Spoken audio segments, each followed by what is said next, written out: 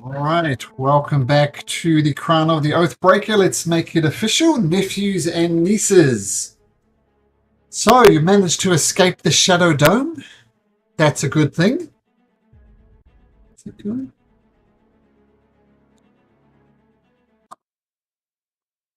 I'm doing groceries here. Managed to escape the Shadow Dome. That was good. And you finally get the chance to talk to Master Eden at the Arcane Tower. Oh, I see. Oh, there we go. Okay, it's game, and I'm 90% sure that Vixen just punched him right in the face. So, what would you like to this do? game's up now. Well, this game is going to continue with that. So, he's going to attack the troll. Sure, add advantage because he's stunned. Okay, excellent.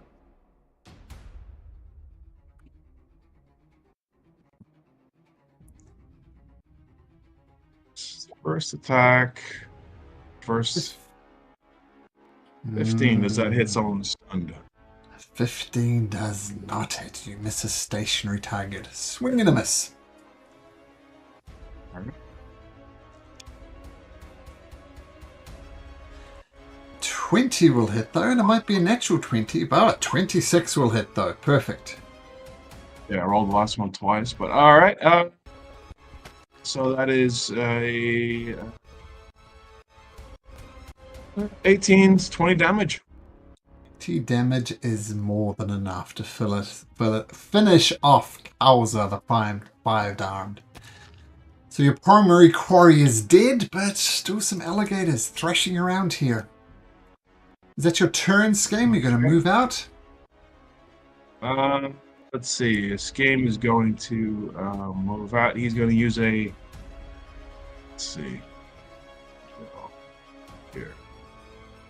A chipper. 60.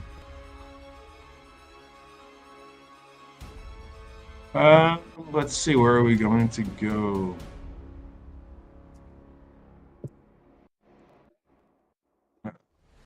Big alligator over there. Yeah, he's going to use a bonus action to burn a one of his dice, and he's going to move 70 feet and up. So he is going to move here, and that is his turn. He's going to fly there. Sure. So no effect by the difficult terrain.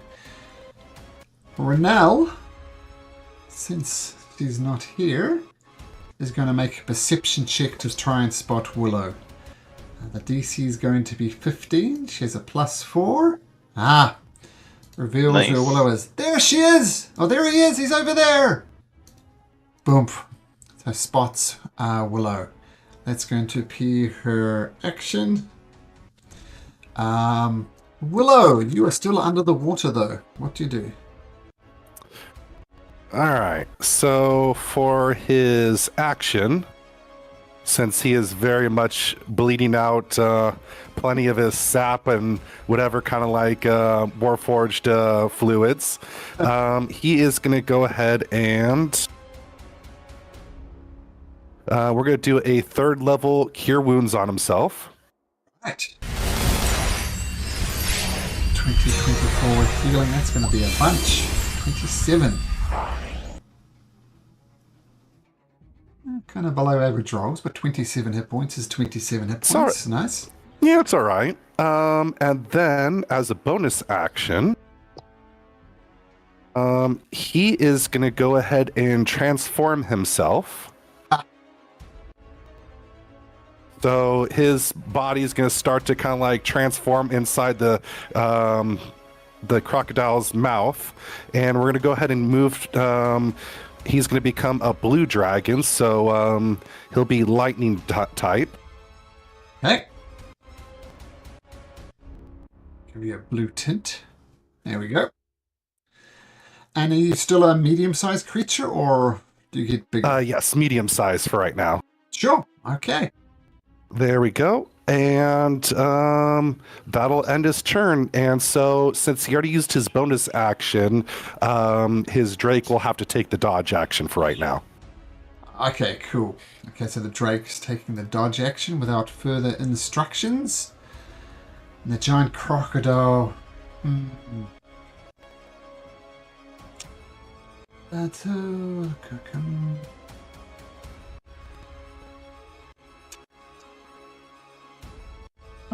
Giant crocodiles can make 2 attacks, one with its bite and one with its tail. I don't see how it can smash itself on the face to attack yourself with a tail. So what's it going to do? It's going to thrash up out of the water, still with Willow in its mouth. It's going to take a tail attack at the Drake, swinging its tail at disadvantage. 11, that's going to miss the Drake. But then it gets an advantaged bite attack against Willow. 24, I assume, hits. Yep. Or 1 arrow damage. Actually, 3d10 plus 5. Oh, take 1 off that. 3d10 plus 5, so 21 points of damage as it grapples you.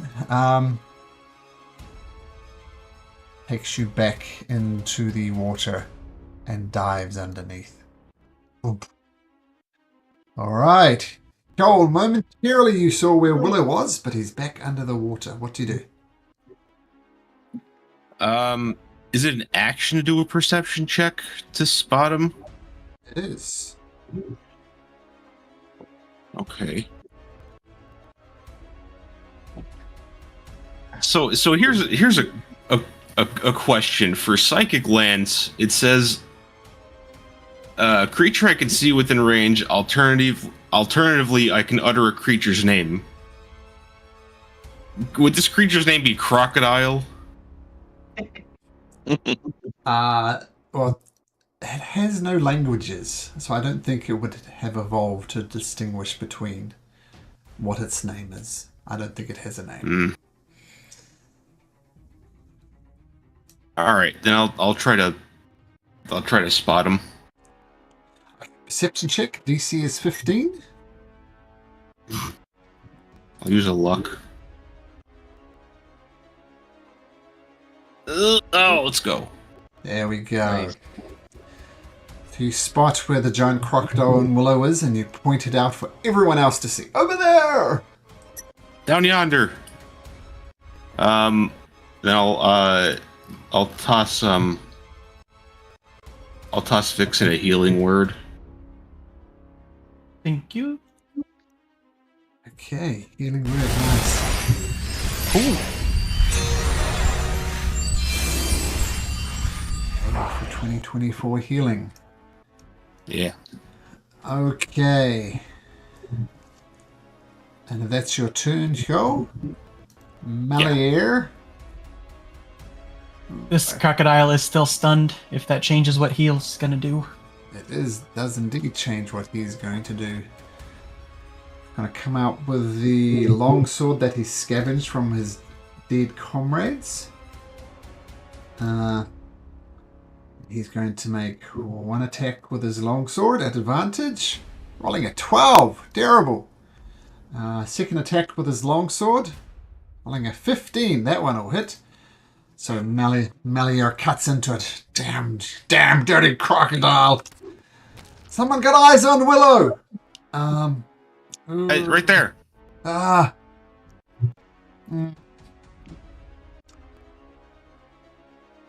was going to have to just finish this. Oh, I've got to focus on this one.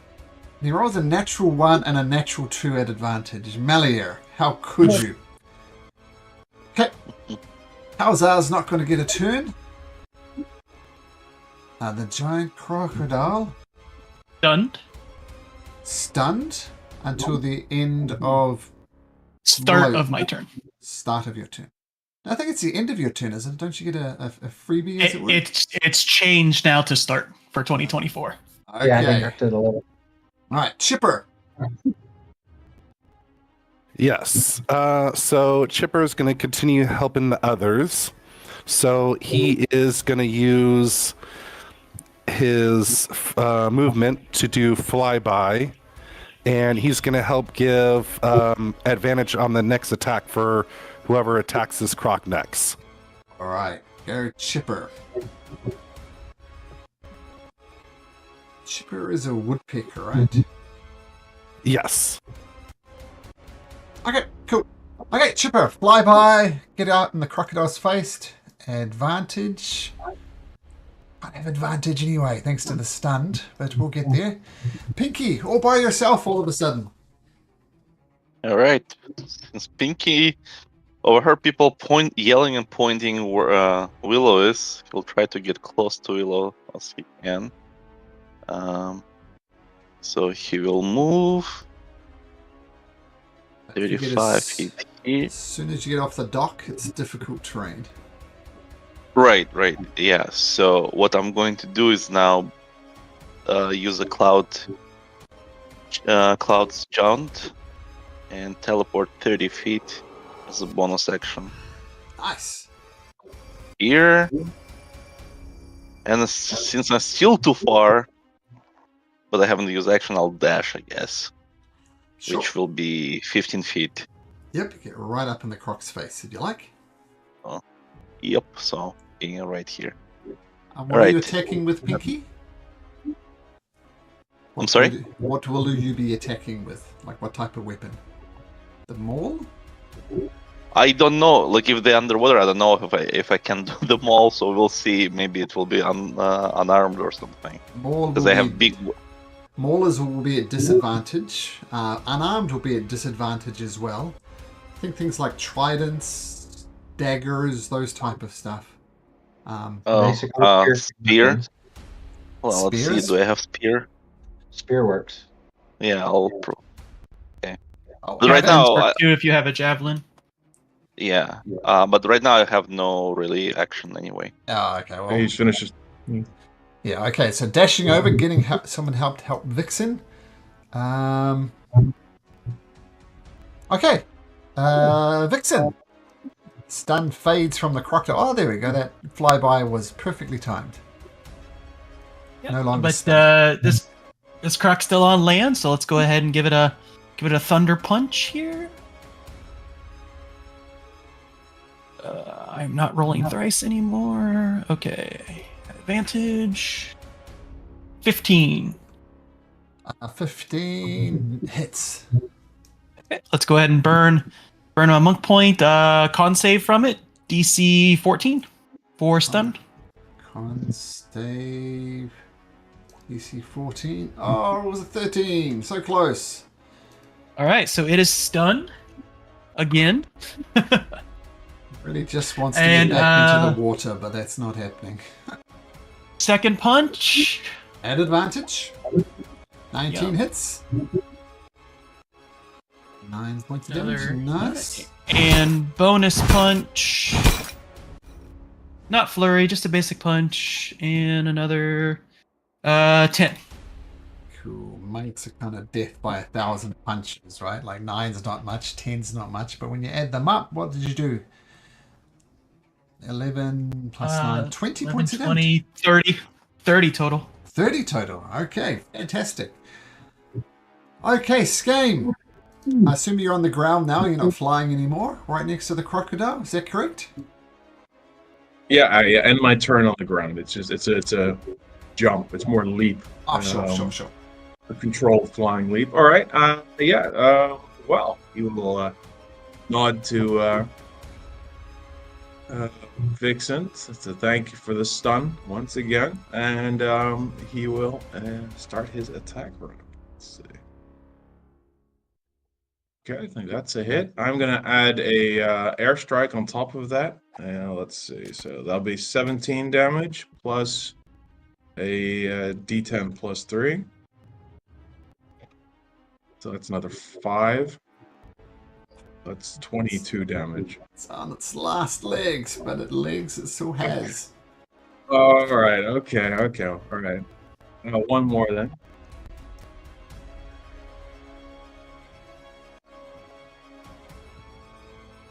Roll damage if you Okay. like. but it's on 1 hit point. So down it goes.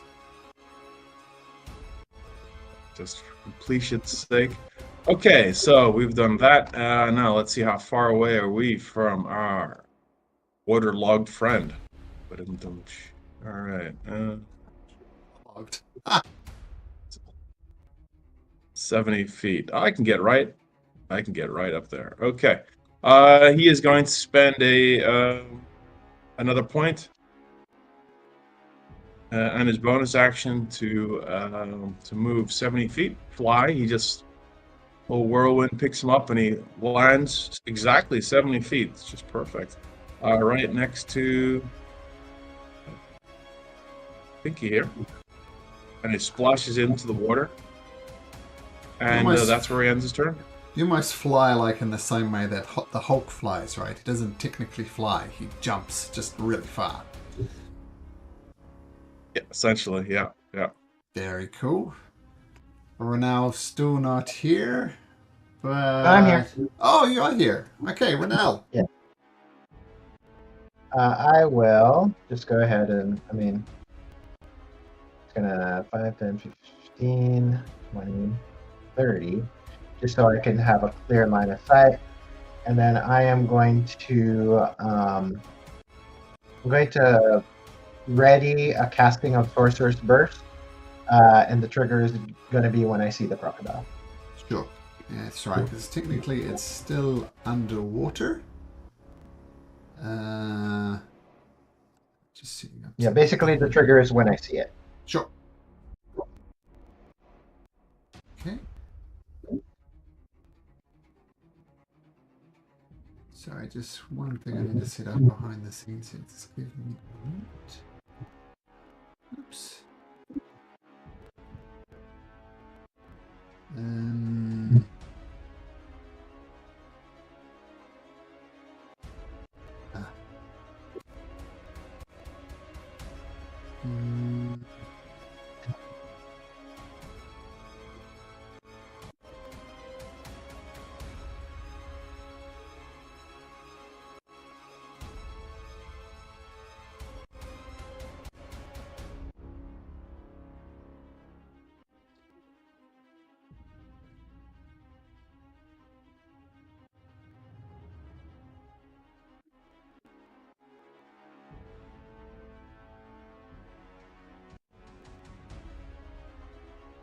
Okay, so you're preparing an action for when you see the crocodile.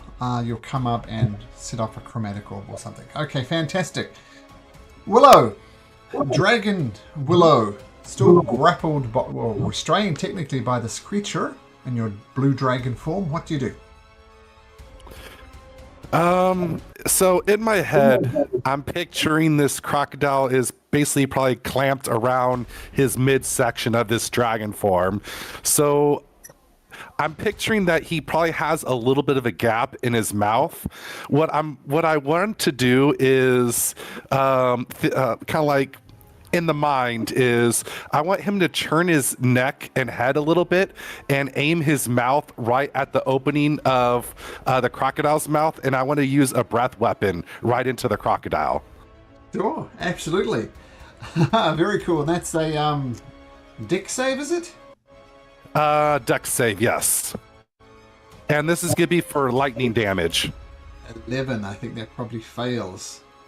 It's a DC 14. Okay, so it fails, it does. So you breathe lightning down its throat. Okay. So with it being in the water and probably it getting some water in its mouth, does it take any extra by chance? I'll give you another D6. How's that? All right, sounds good. That's nothing else. Very, very, very cool. 2 more points of damage. Fantastic. Any bonus actions there, Scame? Oh, you got your Willow. Sorry, you got your buddy there. My buddy's still there. Yeah. Well, I'll use a bonus action to mentally give it a order to attack. So I'll have the Drake jump into the water. So it's slow speed, correct? Unless you have a swimming speed, it's difficult terrain.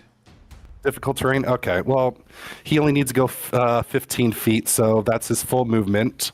Perfect. And we're going to go ahead and have the Drake do a bite attack. At disadvantage, because it's a Drake out of water, or a Drake in water. Yep. Yep. Oh, 19 Oh, still sorry. hits. So That's a right. 19. Yep, absolutely. So 6. 6. All right. Speaking of death by 1,000 cuts. All right. Is that your turn? Yes, sorry. That's the end of my turn for both the Willow and the Drake. First of all, oh, does it? Yeah, it's going to let you go, Willow. You're no longer in its mouth. And it's going to duck underneath Pinky and Skane. Pinky and Skane, you can have an attack of opportunity if you like. If it swims beneath you, it'll be a disadvantage again. 15 hits. 20 hits. Does a rapier have disadvantage? I think it probably does. I'm not sure. Yeah, because it's not listed in the underwater. Another roll. Oh no, okay. That's a better roll. Okay. Yeah, Pinky and Skane roll damage. Oh, 6 from the javelin. Let's see. I was muted. That's alright. Skane, 24 damage. And I'll add a Sonic Strike on top of that. And I've already done that. I can do it again. So that is another 6 elemental strike. Another 6. So it's 30 damage from Skane. More than it wanted to take. So let me just work out what started there. 1, 2, 3, 4, 5, 6, 7, 8, 9, 10. 1, 2, 3, 4, 5, 6, 7, 8, 9, 10. It's hanging Malcolm, on. Yep. I have a feat. I have a field sentinel, which basically, if I take with opportunity attack, his speed is 0. Well, I mean, it's running away, right? It's trying to just run away. That's what. Can we understand that? Because should we just let it run off? It's just an animal. It's up to you, Pinky. Nearly killed Willow. Pinky hit it. It was killing his friend. Pinky had something Okay, all against. right. I don't think it'll really matter, but let's say it got to there, because at that point your opportunity attack kicks in, because it left your range, but it stops there. But yes, it was definitely trying to get away. All right, Yol. No, that wouldn't. Yol, you're up. Yo. Sorry, Yol was muted. If I had just attack with a crossbow, since it's within range, is it not disadvantaged then? It says ranged attacks have disadvantage unless it's a crossbow, net, or weapon that's thrown. I'll tell you what. You can just shoot. I'm saying Renell in its desperate attempt to flee, it triggers your attack as well. So Yol and Okay. Renell, you can both attack. Oof. Ugh. Okay. All right. So it's trying to get away. Melier is going to get out his heavy crossbow. Chunk, chunk. Boom. Rolls 21. Nice. Only 3 piercing though.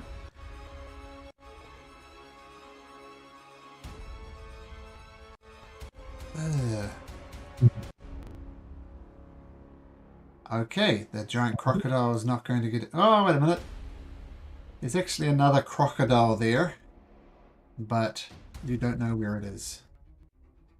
It's left the building, we'll say. Okay, the Chipper.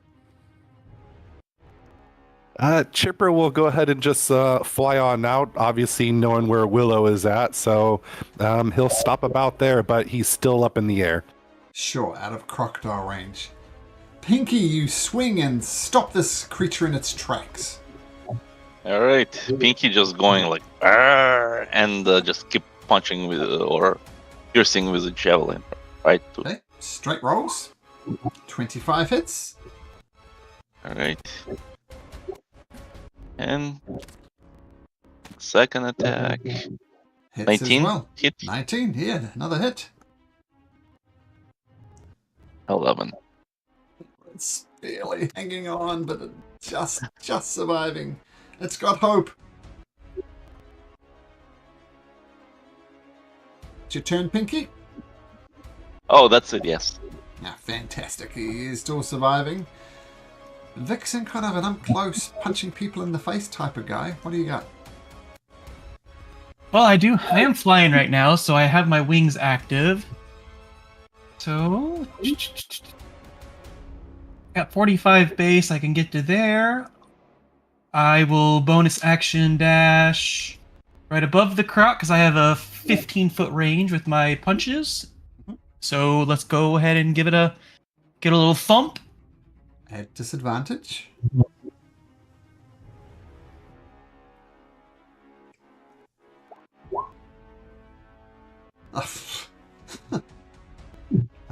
Uncle Vixen. How do you want to do this?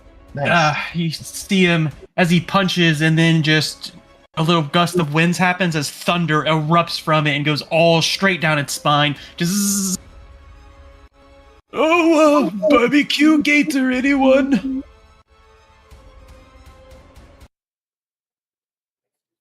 I've heard that's good eat. Tastes like chicken. New boots. Let's get what we came for, huh? Yeah. I'm curious if there's anything this creature might have in its hovel as well, but after that we can just bail. Cute. You're interested in some alligator boots there, Pinky? If you are, you can make survival checks on these creatures. Why not? I'll try. I'm just gonna start collecting the plant from the hut. Easy enough to eyebright. do. The eyebright, yep. Now that there's no... the only thing you really find of value, apart from the eyebright, which is very valuable, is just this pile of gore there, y'all. Like half-eaten carcasses from creatures from the swamp. Some of them partially eaten, and it smells terrible. Yeah, I feel like nature will do its thing there. I'll just leave that alone. Yeah, I'll look at the guy itself. Renal will look at the guy itself, see if he has anything in particular other than his normal musk. Nope, just a dead body. And Pinky, What was he using to hit people with? I'm trying to remember. Was it just his fists? oh yeah, he was just punching. Yep. Punching with his 5 arms. I think that's what he was punching with. Let me double check. Yeah, he had a bunch of arms. And you do four claw attacks and 1 bite attack. Okay. Pinky, you spent some time butchering the 2 giant crocodiles. You do make a bit of a mess of it, but you do get enough for 1 pair of boots if you could find someone someone who could take the alligator skin. But that's all you get with an 11 survival. Pinky raises alligator skins and throws to Uncle. Says, "Look, I think this is better than those rotten egg-smelling hounds." Oh, good job, nephew. Those will make a fine pair of boots. Do you want boots? New boots for you? Oh no, my feet are calloused, they're hard as stone. Ah, alright. Then shall have new boots. Alright, Punky puts away in his backpack.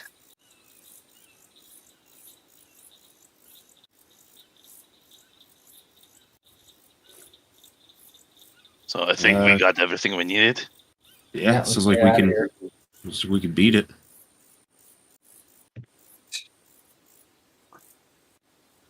So, heading back to the Monastery of the Spirited Leaf is relatively uneventful. And you re-enter the monastery you've had a bit of a history with. They healed you, and Tortidos, who is looking practically blind at the moment, he says to his drunk monks, is that them? Have they returned? Yeah, it's us. We come bearing presents. Oh, you found the eye bright. Oh, praise be to the Redeemer.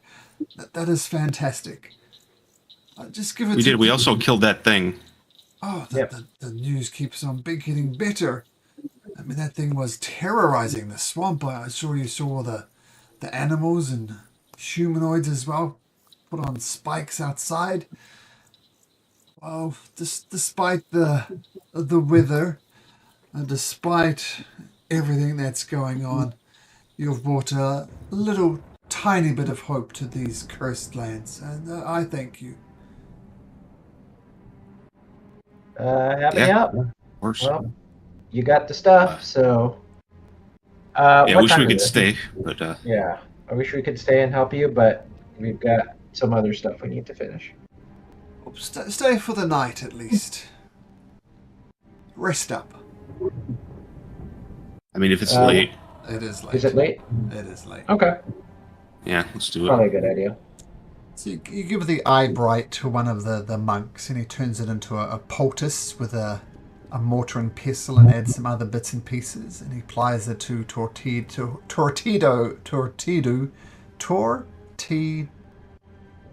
the head monk. Tortido. Yeah. We'll go with that. And he applies the balms to his eyes. He says, "Oh, this is just what I needed. While my eyesight won't come back immediately, it will come back. Tell me, friends, the queen is in power. I assume you do not want the queen in power? Do you have any plans, or I guess the word would be resistance? Resistance. Are there resistances forming to stand against the queen? As for a plan, yes. As for resistances, I mean, Not yet. I but would hope so, I but think we, it's only be a matter. Well, yeah, hopefully that. Resistance. Well, now people can get in and out of the city now. Hopefully, is what we're thinking. You know, minus the dome. So maybe that's the next goal: is to, you know, raise what we can. Yeah, we are capable brewers, of course. That's what we're most known for. I will do my best to bring these monks out of their funk.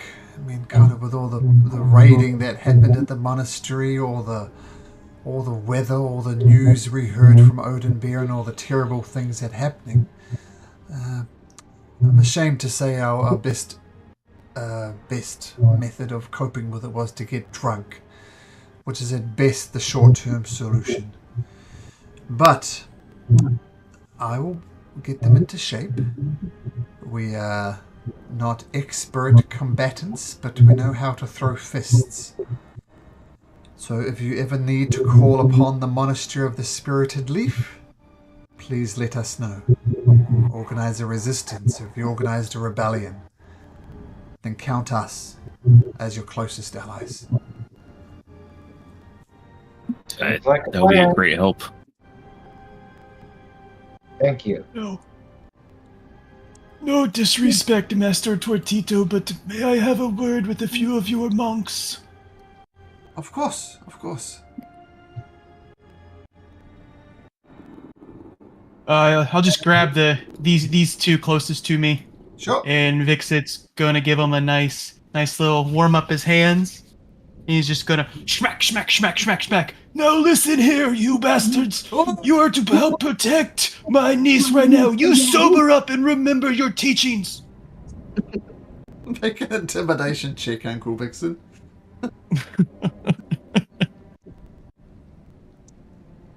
Yeah, you see Renell's a little touched by the display. But I'll do it at advantage because Tortito is giving them the same. He's asking them to sober up. So roll at advantage. Roll another one.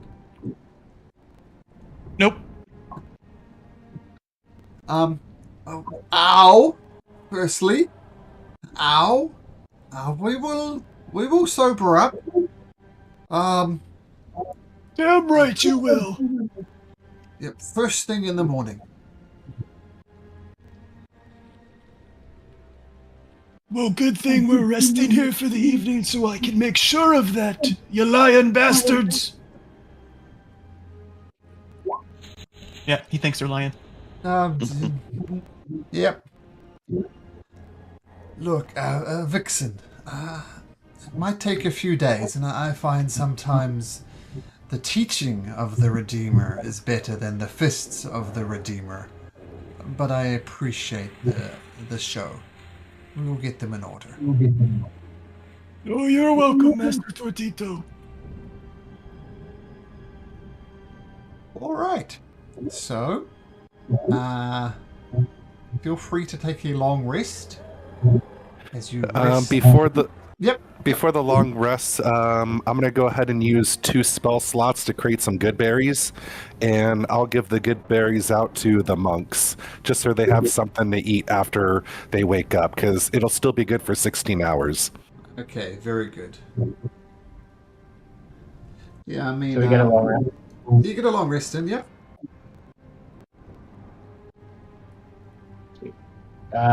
We do get a chance to recover the exhaustion? Yeah. For Sunbust? Yeah. Okay. Just double check it. Pinky tries to sneak in a bottle in bed, but he's trying to be more cautious of his drinking this time around. He got impressed by speech. But he just You wake up in the morning. At least it's a pleasant sleep outside of this rain that's cursed the land. And the monks, some of them are you tell are making a real effort not to indulge in the drink. But it becomes kind of obvious that the spirited leaf brew that they grow at the very least contains calories, which are in short supply among the kingdom at the moment. But Tortito's puts them on like a restricted servings of it, not so much to get drunk, but just to have some type of calories in their bodies. Because once again, the rain is ravaging the land. The whole place is turning into a bit of a mud pile. But Yeah, regardless, if there was a resistance or something, some brews could be a great morale boost. So keep that into consideration for future plans. We'll do best to preserve it, but you're right. If it becomes into a full-on battle, the spirited leaf will no doubt lift spirits. Perfect. All right, take care. Yep. Tortito nods. He's still got the poultice on his eyes, but he'll be fine. Now, Work for me. You should be good. Yeah. How you just gonna cut straight across the Olden Lowlands to get to the Arcane Tower? Are you taking the road? What's the terrain like? Mud. Wait, I'm sorry, what? Hard? Mud. Oh, mud. Yeah, I mean, it's been like several days since the Midnight Curse started, and the rain has just been pelting down the whole time. So mud is very much a theme of Aglarion at the moment. We took this route here. That still be equally muddy? Be quicker. Just by calculus, the roads are better than just the open plain, so the more maximize, on the roads. So that would be the most optimal route to take. So soon. I would just want to avoid that bridge because I would feel like that might be guarded or something. Yeah. Yeah. Well, that's right. wasn't also our companion also saying that there was troops that were going to be heading towards what was it, Harveston? So I think we should not utilize the roads as much because there could be troops head along the route. Yeah, I think just that line there might be our best bet. Yeah. Yeah, Okay. we can walk like that. So you leave the Ministry of the Spirited Leaf and go down the Olden Road until it makes sense to switch inland to the Arcane Tower. You notice along the Olden Road, there is some bodies there. It appears to be an adult male, an adult female, and a 13 or so year old child. They appear dead at the side of the road. We see what killed them? Sure. Yeah, look around, perception. So who is looking around, make a perception, and I'm not sure who it was, but that person can make a medicine check to have a closer look at the dead bodies. Is anybody skilled with medicine? Maybe someone who's good at it? This game, I'll just have him go. Pinky is unfortunately opposite than skilled. Oh, look at Willow works it out. Willow's, That's yes. nice. That should have been a medicine check, though. Were you doing a medicine check, Willow? Oh no, he's not good at medicine. Ah, I thought you were okay, just Skate- asking people to do perception. Sure. Game is gonna add. Game is gonna use his tactical mind. He's gonna use tactics to somehow be good at doctor. And he's gonna have 19. Field medicine, Nice. that's how you do it. Doctor. Field medicine. Okay, firstly, Yeah, exactly. Willow and Yol. I mean, this is a classic trap, right? You leave bodies on the side of the road and then you get ambushed. Willow, you look around, that is not the case. You see nobody waiting under a hillock or anything like that. Skane, these people are dead. They haven't been dead for long. In your opinion, what killed them was the rain. I mean, you guys are hardy adventurers. I think I said to you last time, like I usually make people make constitution saving throws to avoid exhaustion. I'm not doing that. I just found a little tedious in other campaigns I'm running. But just to emphasize how demoralizing this rain is. Okay. And with the way the bodies have fallen, it looks as if they were trying to get to Harveston. Maybe they fled Odenbeer and tried to get there, but the road was just too much for them. And the rain effectively killed them, just sucked the life out of them. You see the father rather pathetically trying to cover his wife and his child with his body to protect them from the rain, but it's all for naught. Just dead bodies along the road trying to get somewhere. Alright. Do they have... Skame would suggest, could we just give them a quick burial? And also have a look if they have any identification, any documents, just in case we come across any family. If you guys wait, later find on. any Mexican or something. No identifying features. I mean, it's not like they carry across driver's license and no papers. Oh, okay. You get the impression they're just commoners. Maybe they were from the the slum outside of Odenbeer. I forget the name of it. What's it called? It's To the got a north big- of Edinburgh. Shanties. Yeah, the shanties. Yeah. Shanties to the south, which was a slum attached to it. Yeah, the shanties. Yeah, and yeah, or is muck, All right. and they died in the muck as well. Well, make 3 graves and mark them with, I guess, just make a quick with a stick or something, a sign. Sure, and it is For each tradition to grave. place a coin on the eye. Peasants get coppers, kings get diamonds. All right. Well, 6 coppers then. Sure. This game will dish that out. Okay. So, burying the people, you head north to the Arcane Tower. This is the source of. You hope to talk to Master Eden, who travelled. My camera just died. Just a sec.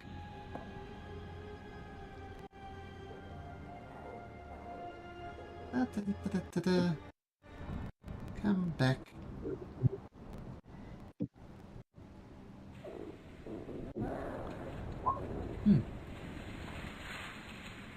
Wait, I'll reboot my camera.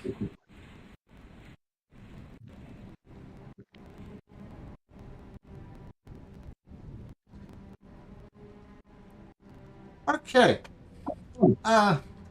Roll one on perception. Can't see the thing right in front of it. It's funny. All right. So, if you remember, the reason you were seeking out the Arcane Tower was on the advice of the late Lord Signmonder. Because Lord Signmonder, here we go, and Master Eden, along with some others, they travelled to the Fey Realm that fateful day when you learned that King Waldron killed Prince Krazenar. He was part of that initial mission. He also took a similar oath to what Lord Signmonder was and swore never to reveal the dark secret that King Waldron killed his own son. So that's why you're seeing here. He's a trusted ally. Lord Signmonder trusts him. And he's the Archmage of the Arcane Tower. And as you approach the Arcane Tower, there's something decidedly wrong about it. It's so wrong, in fact, because it's not there. There is no Arcane Tower there. The hell? Are you sure we're going the Okay. right way?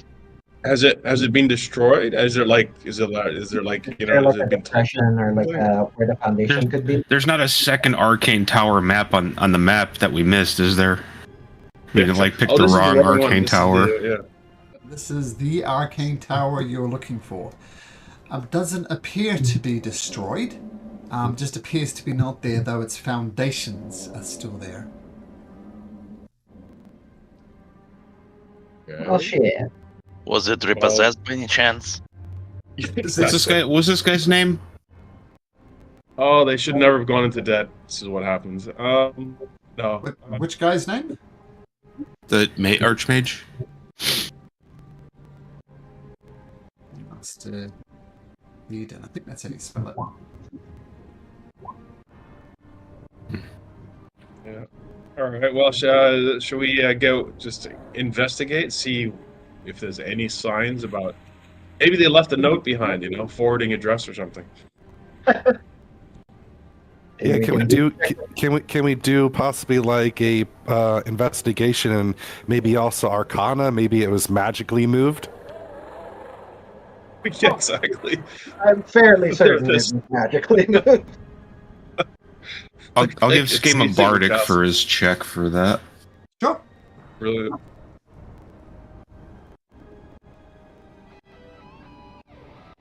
What check do you want to do?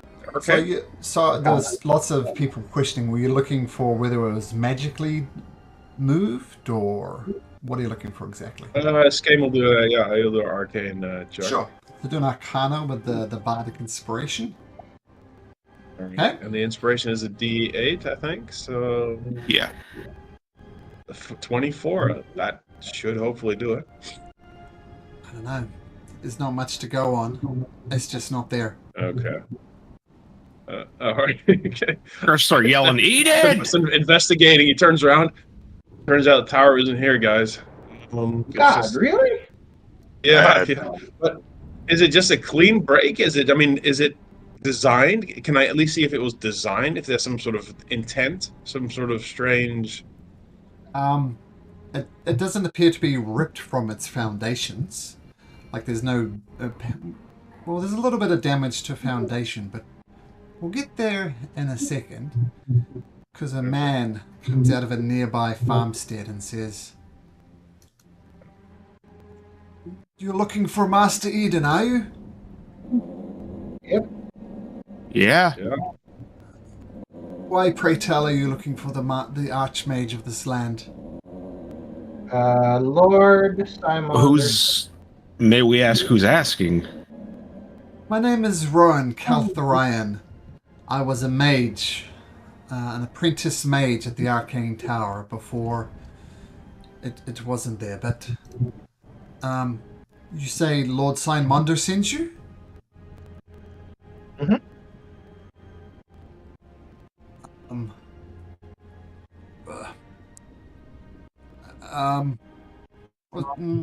Who is leading this conversation? Make a persuasion check. I guess I am, since I asked the question. Sure. Oh, also, heroic inspiration to myself, the usual suspects. Myself. I have it, so somebody else can take it. Okay. Then Pinky, Uncle. and Pinky still Finn. has it. Pinky still Okay, has it. Then Game, Vixen, and Willow. Oh, thank you, nephew. All right. Persuasion, right? Yep.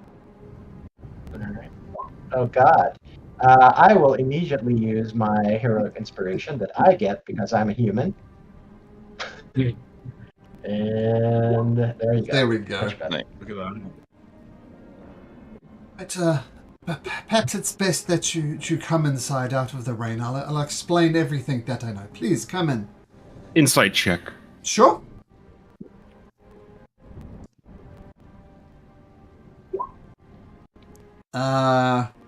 He looks like a wizard.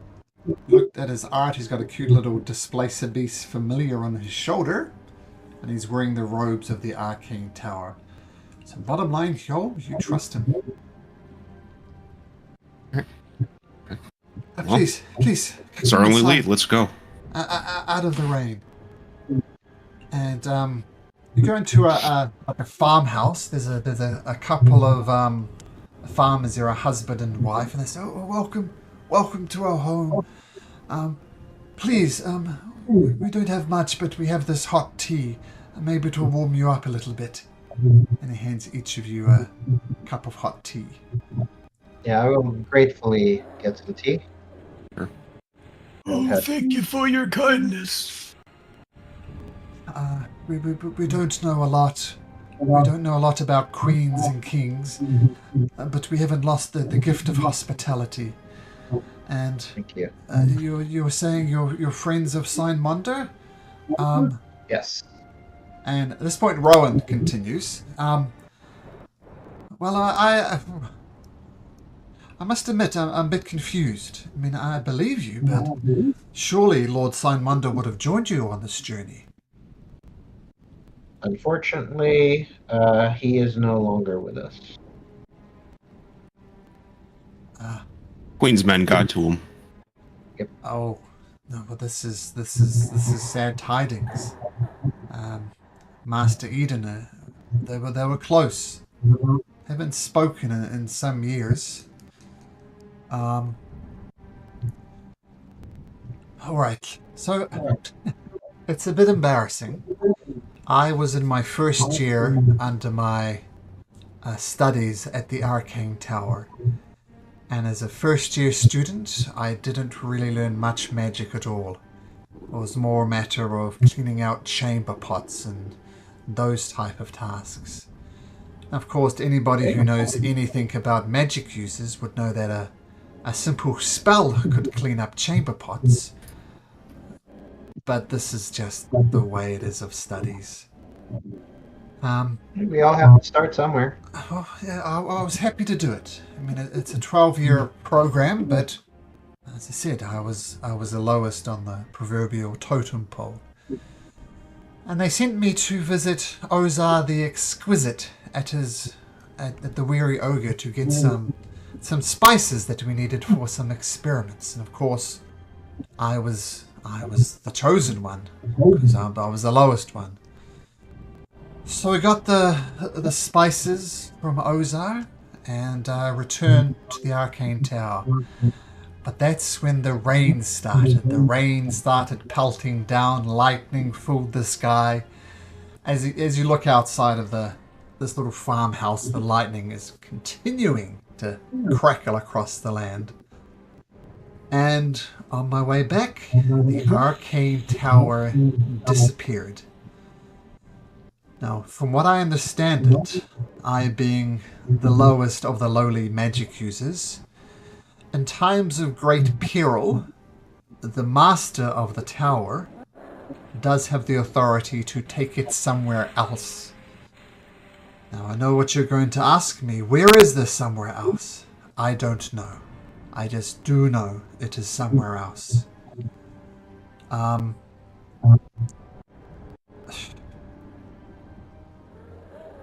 Now, I mean, I can't say I blame him. Yeah. well, I kind of do blame them, if I'm honest.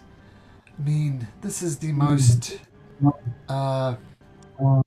magical, most potent magic users in all of the realm. If we are to resist this queen, they should have stayed, but they didn't. They fled. And there's no easy way to say this. Master Eden is not technically the master of the tower anymore. After all that happened in the Fey realm with the tragic death of Prince Krasna, at least Queen Lyrencia was saved. He took it really, really hard. And like I know Lord Steinmonder threw himself into the work, Master Arlen did the opposite. He locked himself in the room, put a sign on his door saying, "I am dreaming of better times, do not disturb." And he's been in there ever since, for 15 years. He did go with an iron stone of sustenance, so he doesn't need to eat, he doesn't need to drink. He just dreams his days and nights away. He's been in there for 15 years. Master Zalphus is the acting Archmage of the tower, and I presume it's him who kicked in the protocols. Now I know there's a lot of information there. If you have any questions, I'll try my best to answer them. What was the... I mean, when the Queen took over, or was during the takeover, what was the sentiment in the tower? Were there pro-Queen forces, let's say, present? Well, short answer is I don't know, as the full rage of the Queen was discovered once the rain came, and I never got back a chance to see what the feeling was. But I will tell you this. Every graduate of the Arcane Tower is required to pledge an allegiance to the monarchy, to serve under, in times like this, quite frankly. I imagine some of them... wizards are an odd bunch. Did the ceremony take place? I mean, I assume that there was a ceremony for the new queen, just like with the guards or the military. Sounds like this is a little bit more informal, at least not magically binding. Yeah. Right. Well, here I am, telling you all I can about the Arcane Tower, in the hope that you can help somehow. Yeah. I too, I would have taken that pledge once I graduated, but Okay. talking to other people, and he says, "Excuse my language," he says to the kindly mother, "Fuck the queen." Yeah. Here, here. Yeah. Here, here. Here. Here, here. Okay.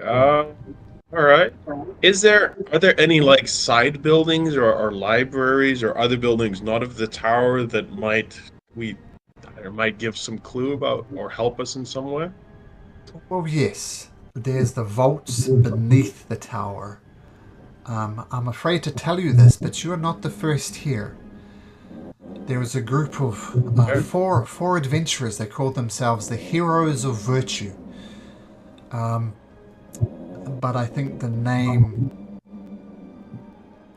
is not very descriptive. They were very rude. When I welcomed them into the house as this lovely husband and wife, and they basically went through the house looking for food and supplies. There was a rather large gentleman, an ogre. I believe there was a magic user, some type of rogue, and a bard. And they actually broke into the vaults of the Arcane Tower.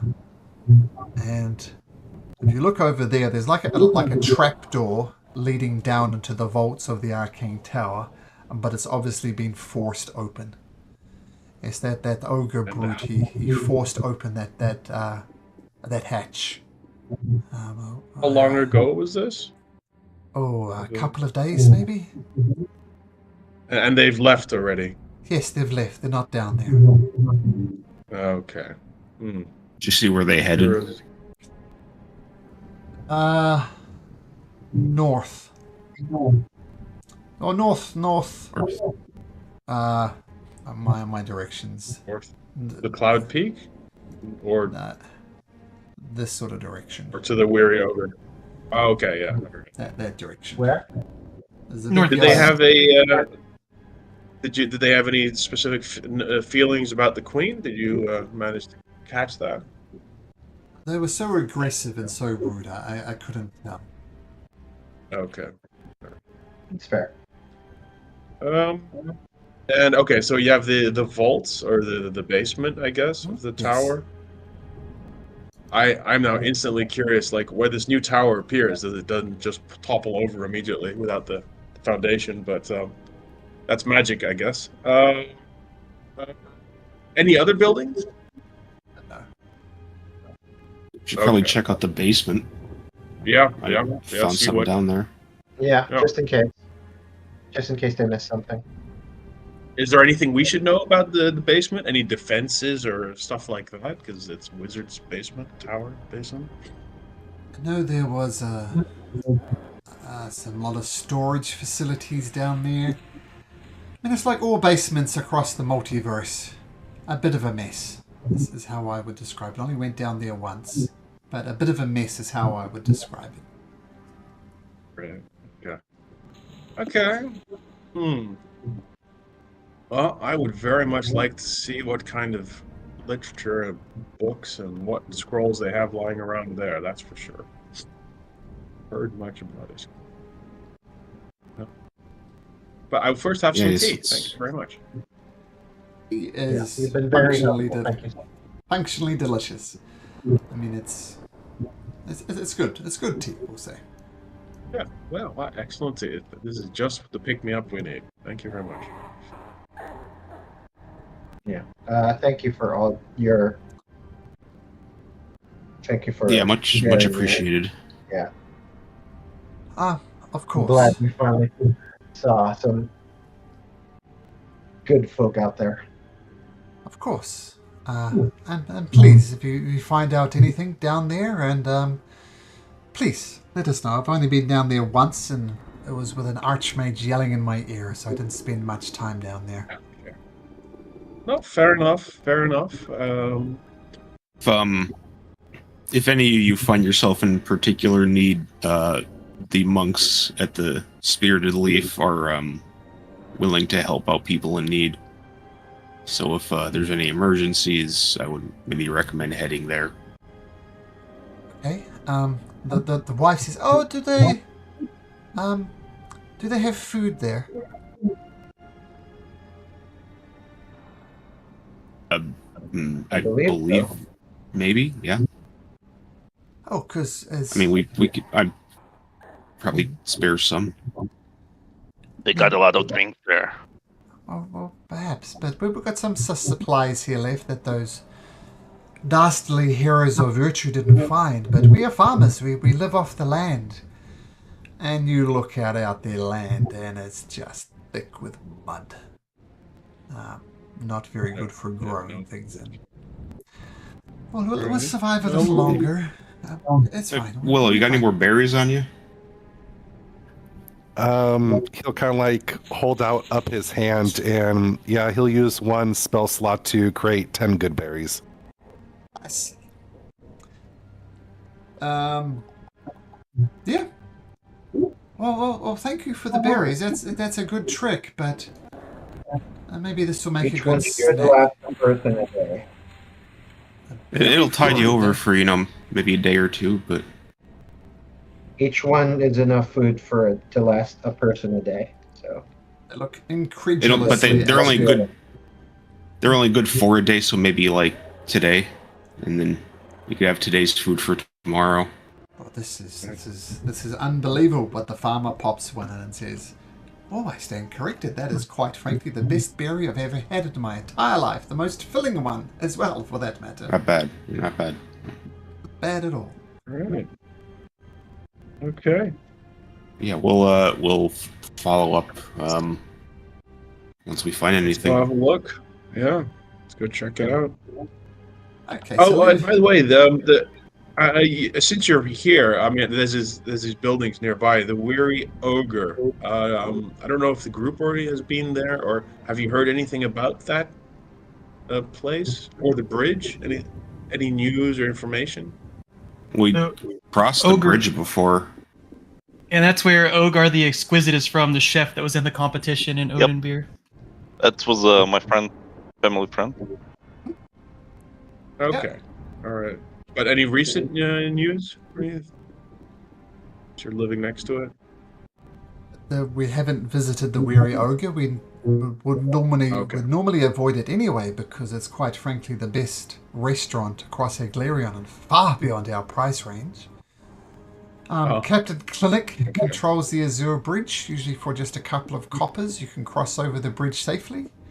He's got some type of magical device that sticks people to the bridge if they try and run across without paying. All right. Okay. Okay. All right. Skame knows enough. He was really ready to go.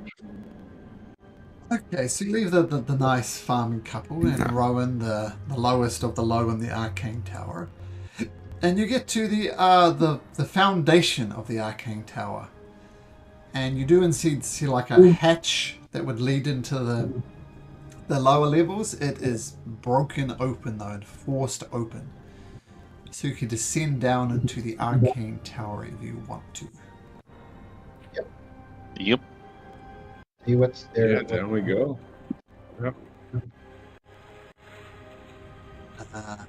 Okay, so you all stride down into the vaults of the Arcane Tower. And the immediate thing you notice, nothing comes out and kills you, so that's something. So let me get my notes. The little victories. All right. And there's a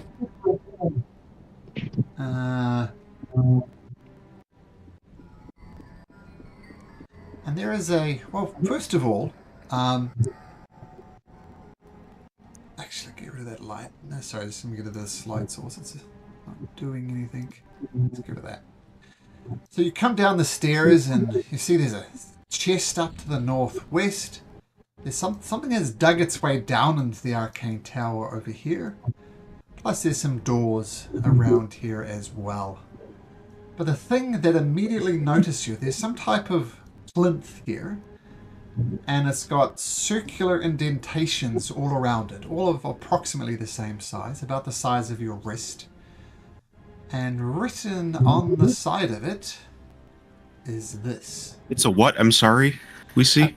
A plinth, like a metal, a stone mini tower, like with Okay. writing on it, and with circular indentations around it. Or there's 6 of them, all of slightly different sizes, and you see this written on it.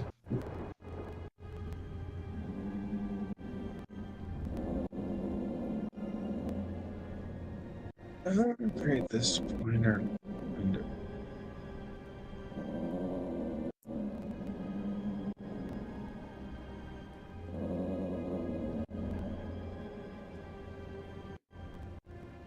So are the apostrophes like they're missing letters, or is it like a? Like Old English. I think it's just like a weird language thing. Yeah. Like instead of vowels, because it seems to Yeah. be E and O so far. I think they've been replaced with an apostrophe. Towither of the. It's like a dialect. Yeah. Old English, think of it as like that. Shall be active. Whoever wrote this doesn't know how to write. I can do better jobs than them. Yeah, this is weird. I don't like. I love you, Okay. Pinky, but I don't think you can. Doesn't make any sense here. Yeah, I don't know. This is kind of weird. Like I'm having trouble following. Like I know how to write, but this is just kind of pretentious. It needs to be activated with 6 Turks or torques, or I don't know how to pronounce it because there's no. And 6 people have these items, so I'm gathering we need to. Oh, okay, yeah. They need Yeah. turkeys? Turks, yeah, we need we need 6 special turkeys, Pinky, and these people. I'll go for turkey. Yeah, Almo Blackbone, The oil Painkiller. ready. Yeah. So are these people are known to us? These 6 people, are they Are they famous people? famous? Let's go through it. Unreal Blackbone. Actually, make a group history check, and I'll see how much I can give you as a result of this group history check. God. Pinky will not roll just because Pinky doesn't really understand what he's Sure. like. He tried to read and he gives up. This game is going to use his heroic inspiration. Does that allow him to just re-roll his history roll, or just re-roll Yeah. the dice? Heroic. It's just a reroll. Okay. But if you have advantage in that re-roll, do you get to re-roll with advantage again? No, it's just a die. Just one more dice. Just a die. Okay, well, one more. Come on. Oh God. 18. Okay. And I'm gonna, you know what? I'm gonna add my D10. I'm gonna add that thing I have. Tactical use. There we go. You're going to tactically remember all you can. Exactly. It's 26. Okay, well, let me take you across to the big map. Come here, big map. He's using military memory techniques, obviously. Military training. Like wind talkers. Okay, so Honorable Blackbone, the lawgiver of Harveston. Well, firstly, Harveston is over here. No check required for that. It's 3-4 days travel from here.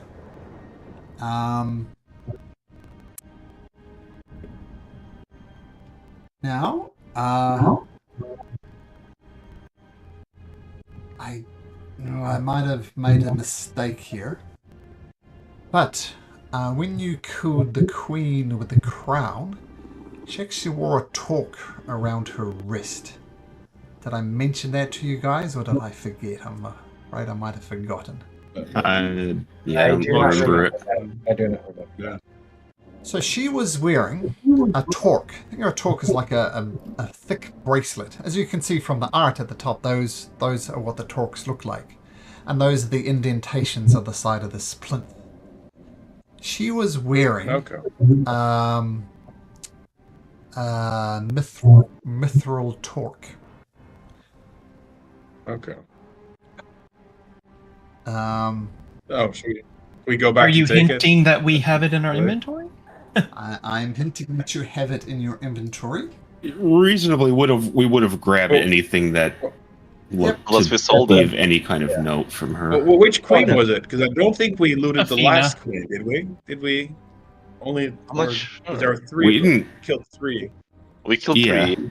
And then there was the one at the cart, but we had to run from her. Yeah. It would have I don't been think we looted probably the the last one one. with the crown. But the thing we left it.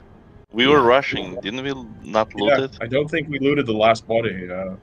Well, that's a We had to problem. have looted the last body because we Well, have no, the we crown. have the crown. Yeah, we would have looted So that we one. had to have looted the body because we have the I crown in the thought we chest. just grabbed the crown and ran off. I thought that was it. That's Well, what no, I we meant. were in the Just grabbed- building. We had to. Well, if Okay. Malcolm didn't mention No, 'cause the, orc, Oh yeah, yeah. we probably Yeah, Oh no, we 'cause would've- the we would've looted the it. queen mother disappeared, so we didn't have to fight her. That was it. There was no more fight. Okay. Yeah. Yeah, The we Queen got the- Dowager disappeared, yeah. Tell you what, Yeah. you have the mithril talk, or we'll just leave it at that, because Okay. otherwise it's going to be very, very complicated. And as I said, I think if I mentioned she's wearing an unusual talk on your wrist, you would have grabbed it. So there we go. Yep. Yeah. And I'll say sorry, my son's here. He just needs some help. Just 1 second. Hello. Hello. Hi. Oh. Mr. It's- Critical. No, this is not Mr. Critical. He doesn't have a voice line Oh, in no? the show. What do you want to say, Nathan? What would Oh. your line be?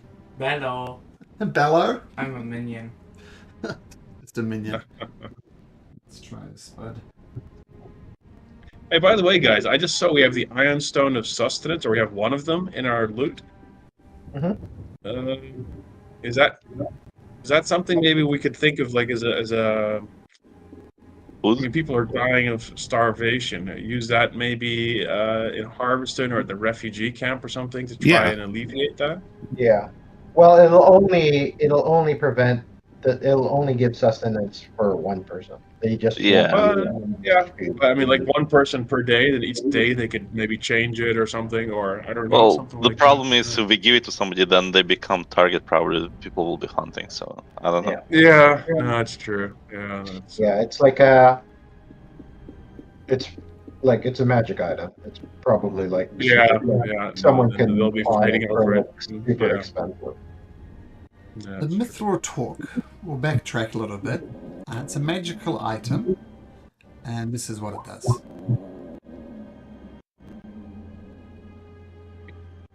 Once per day, you can activate torque technology.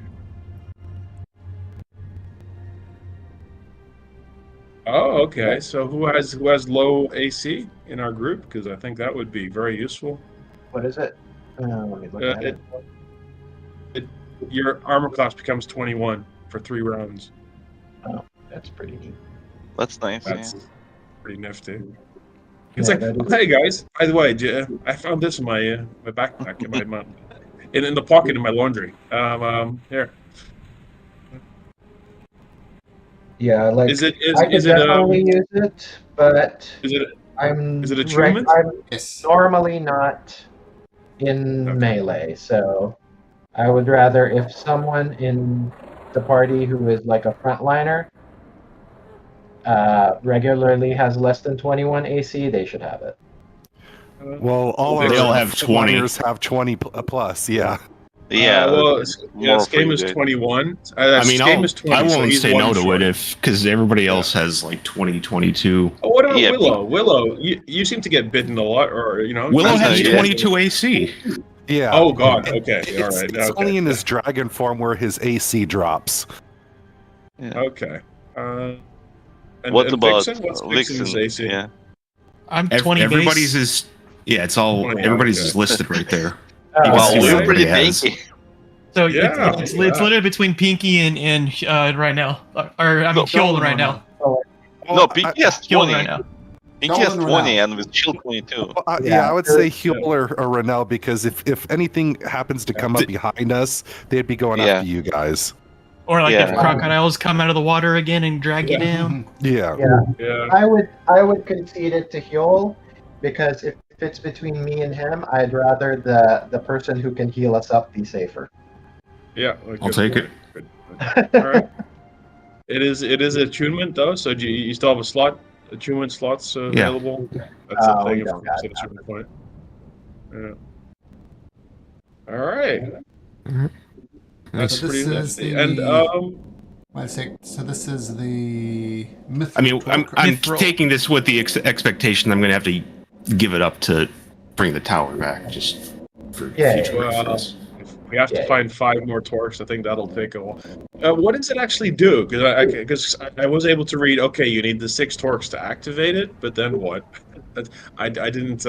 Did anyone else get that? Well, detail? let's search. Let's look around the rest of this place. We only saw this.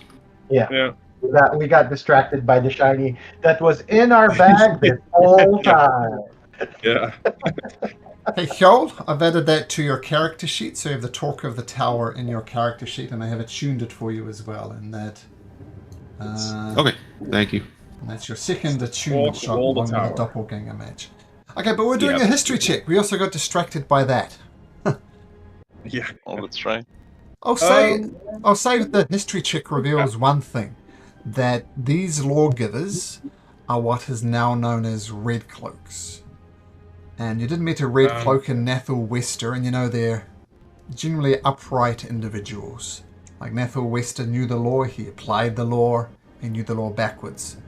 So you get the impression that Honorable Blackbone, whoever he was a Red Cloak. And none of the names seem familiar to you. I'll tell you that. But some of the places do. Like there's Harveston here. There is Gorso up here. There's a Smokestone Mines over here. The next one, Lord Dragon Friend Arden. Got no idea. No idea who that is. And Nangrath is over here. One thing that Hjold notices is once he understands the magical abilities of this, is that if another torque is located within 20 miles of it, the other torque will let you know. It's like a radar thing. What that will mean mechanically, like you're in this square at the moment, if there was another torque in the surrounding areas 1 hex away, you would know about it. So it's almost the torques allow you to find other torques. Yeah, it's like when people use those sticks to find water. Yeah. Set the torques work. Yeah. Yeah. Okay. Skame is going to activate the feather, by the way, of the what's it called again? The feather of detection. Sure. And he's going to cast detect thoughts while we're down here, just in case there's any other creatures or anything, or invisible wizards or whatever, people hiding. You bring up around the here. description for that, please? Sure. I thought first you do detect thoughts, and after that I could do detect magic. Let's see, how do I put that into this is cast on V? Oh, it's not going. Detect thoughts. Display in VTT. No. It'll be the first one, sense thoughts. Language, or you don't read the thoughts, but you know that a thinking thought is present. Okay. And it's active for a minute, so I was thinking that he could just quickly open, walk into the spaces within 30 feet and open the doors just to clear everything. No languages or telepathic. Okay. Well, what do you do? We're on the map now. Where would you like to go? He will move here. I'll let you know if you detect thoughts, but at the moment you do not. Let's see. Okay, well that should clear this room. Okay, there's a tunnel heading out. And then over here, this room, nothing. Nope. Here. Nothing. No.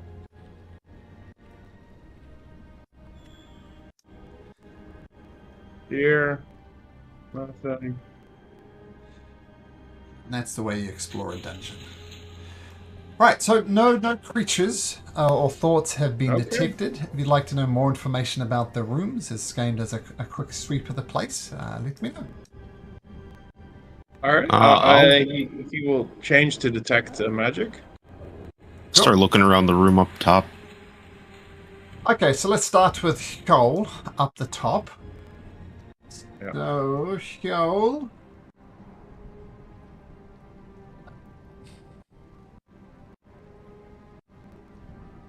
There is... it basically looks like some type of archive. The room has a few shelves with filing cabinets with a vast collection of documents.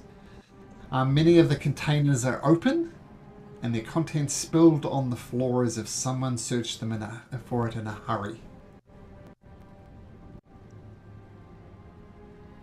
I'll look through whatever they dumped out just to see if there's anything left or anything of note.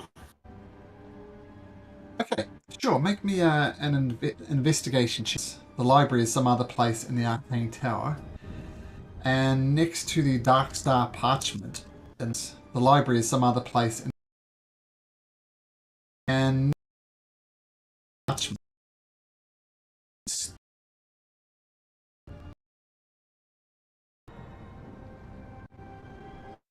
And that's what you find. Stolen? Yep. So something Dark Star parchment that has been stolen. And Does that's the Dark the- Star mean anything to any of us? The dark. We heard of the Dark Star with like the angels and those weird visions or something. Is that correct? We heard of that. The Dark Star Angels ruled this land Yeah. for many, many hundreds of years. They were very, very cruel. In fact, they founded Odinbeer. Remember, Odinbeer has that old wall, the weird wall? That was the wall they constructed.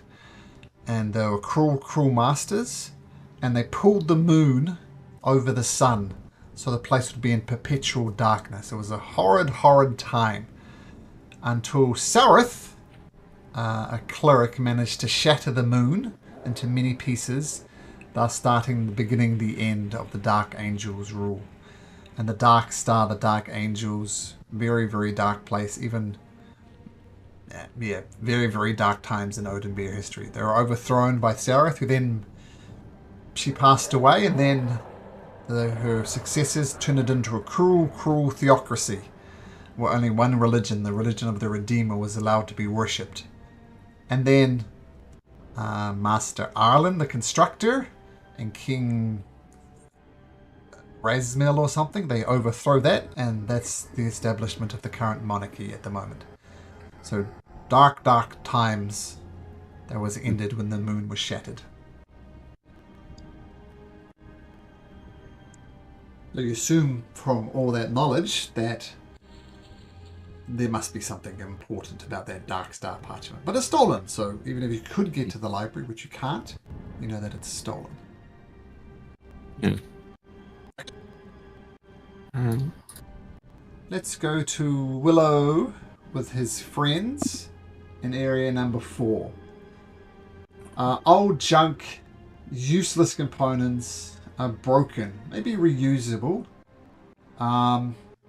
If you like, you can make an investigation check inside of there, Willow.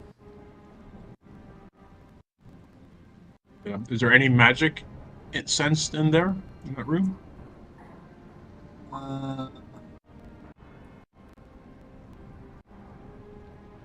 Nothing visible, so no. Um, Willow. Yeah. It doesn't have to be visible because it's using this detect magic spell. As long as it's not a foot of stone in between it. But it says you can take the magic action to see faint aura around any visible creature or object in the area. So if it's like in a drawer or something like that, or hidden, it won't necessarily show it to you. Take. Okay. Regardless. Well, that after says all this- To be fair, it says that's if he senses a magical effect with the spell. Because it says you sense the presence of magical effects within 30 feet, so I don't know if that would make a difference or not. It's the presence of magic. If you sense such effects, you can take the magic action. Oh. Let's cut to the chase. You do find something magical. You notice this written on the blackboard. It's almost faded out. And you do find 2 potions of acid resistance.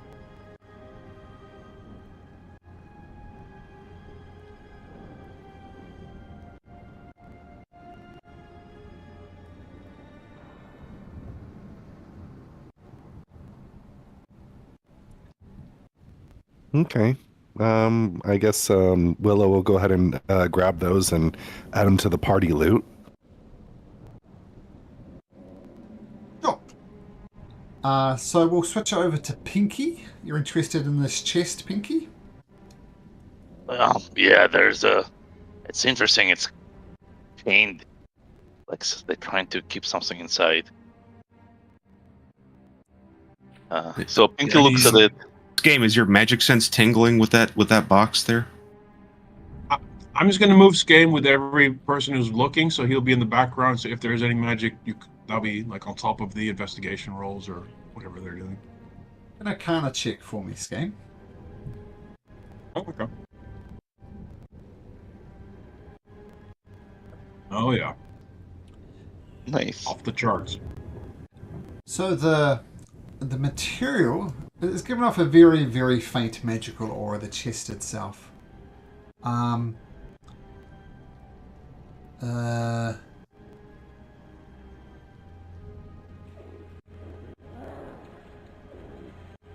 Okay, so it's the redwood is made from a rare abyssal tree called leech mangrove. That's what the redwood is made out of, and it's known to once the tree is alive, to entwine it and suck their lifeblood. And the runes written on the surface of the chest are abyssal runes.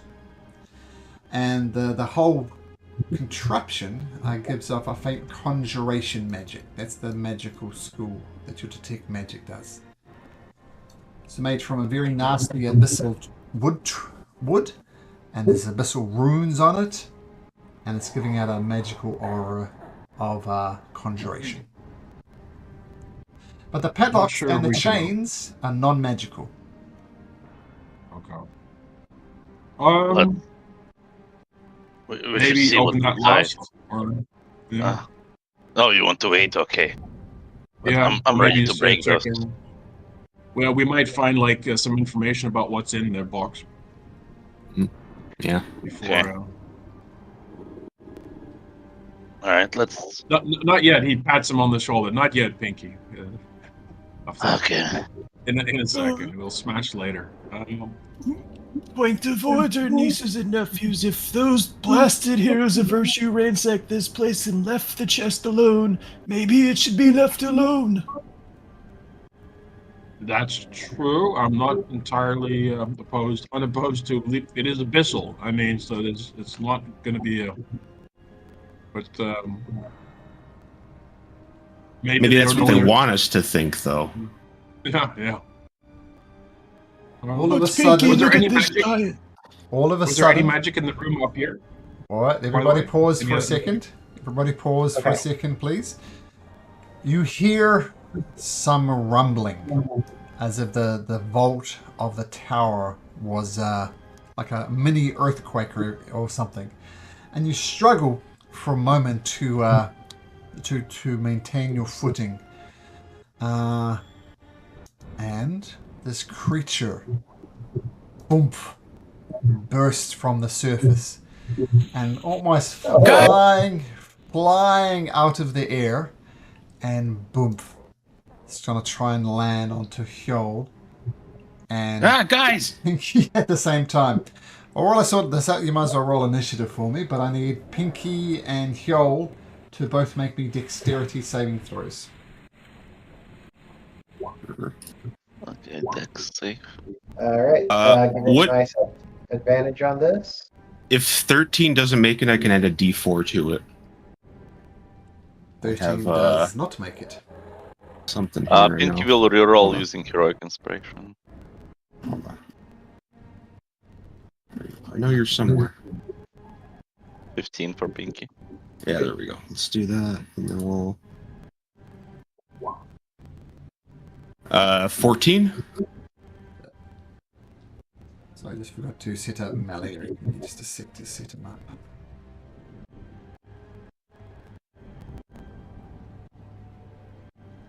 If a 14 is not enough, I'm going to use my inspiration. 14 is not enough. All right, I'm using my inspiration. What about 15? 15 is not enough. If a 25 ain't enough, I don't know what to do. All right. So for Pinky, I am actually going to go ahead and bend some luck. I'm going to spend a sorcery point and add 1 to the roll. Okay, so net effect. Pinky, what's your save? 16, I guess now. That passes. And Yold? Cool. Oh, you got 25. 20 something. So this creature, okay. This creature, oh, I didn't roll that right. Creature, boom, lands on you. That's a terrible roll. You both take 10 points of damage. Let me roll it into initiative. Malia as well, for that matter.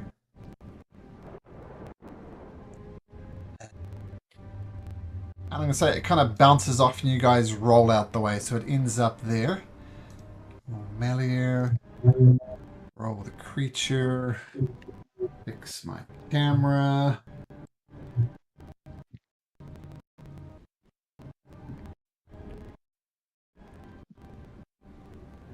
Okay. All right.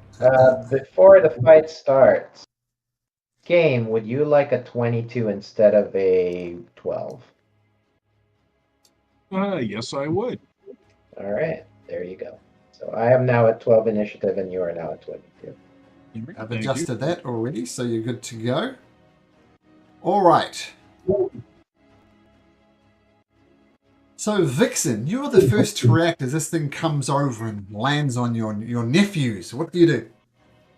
Is that like a Yep. robot bug?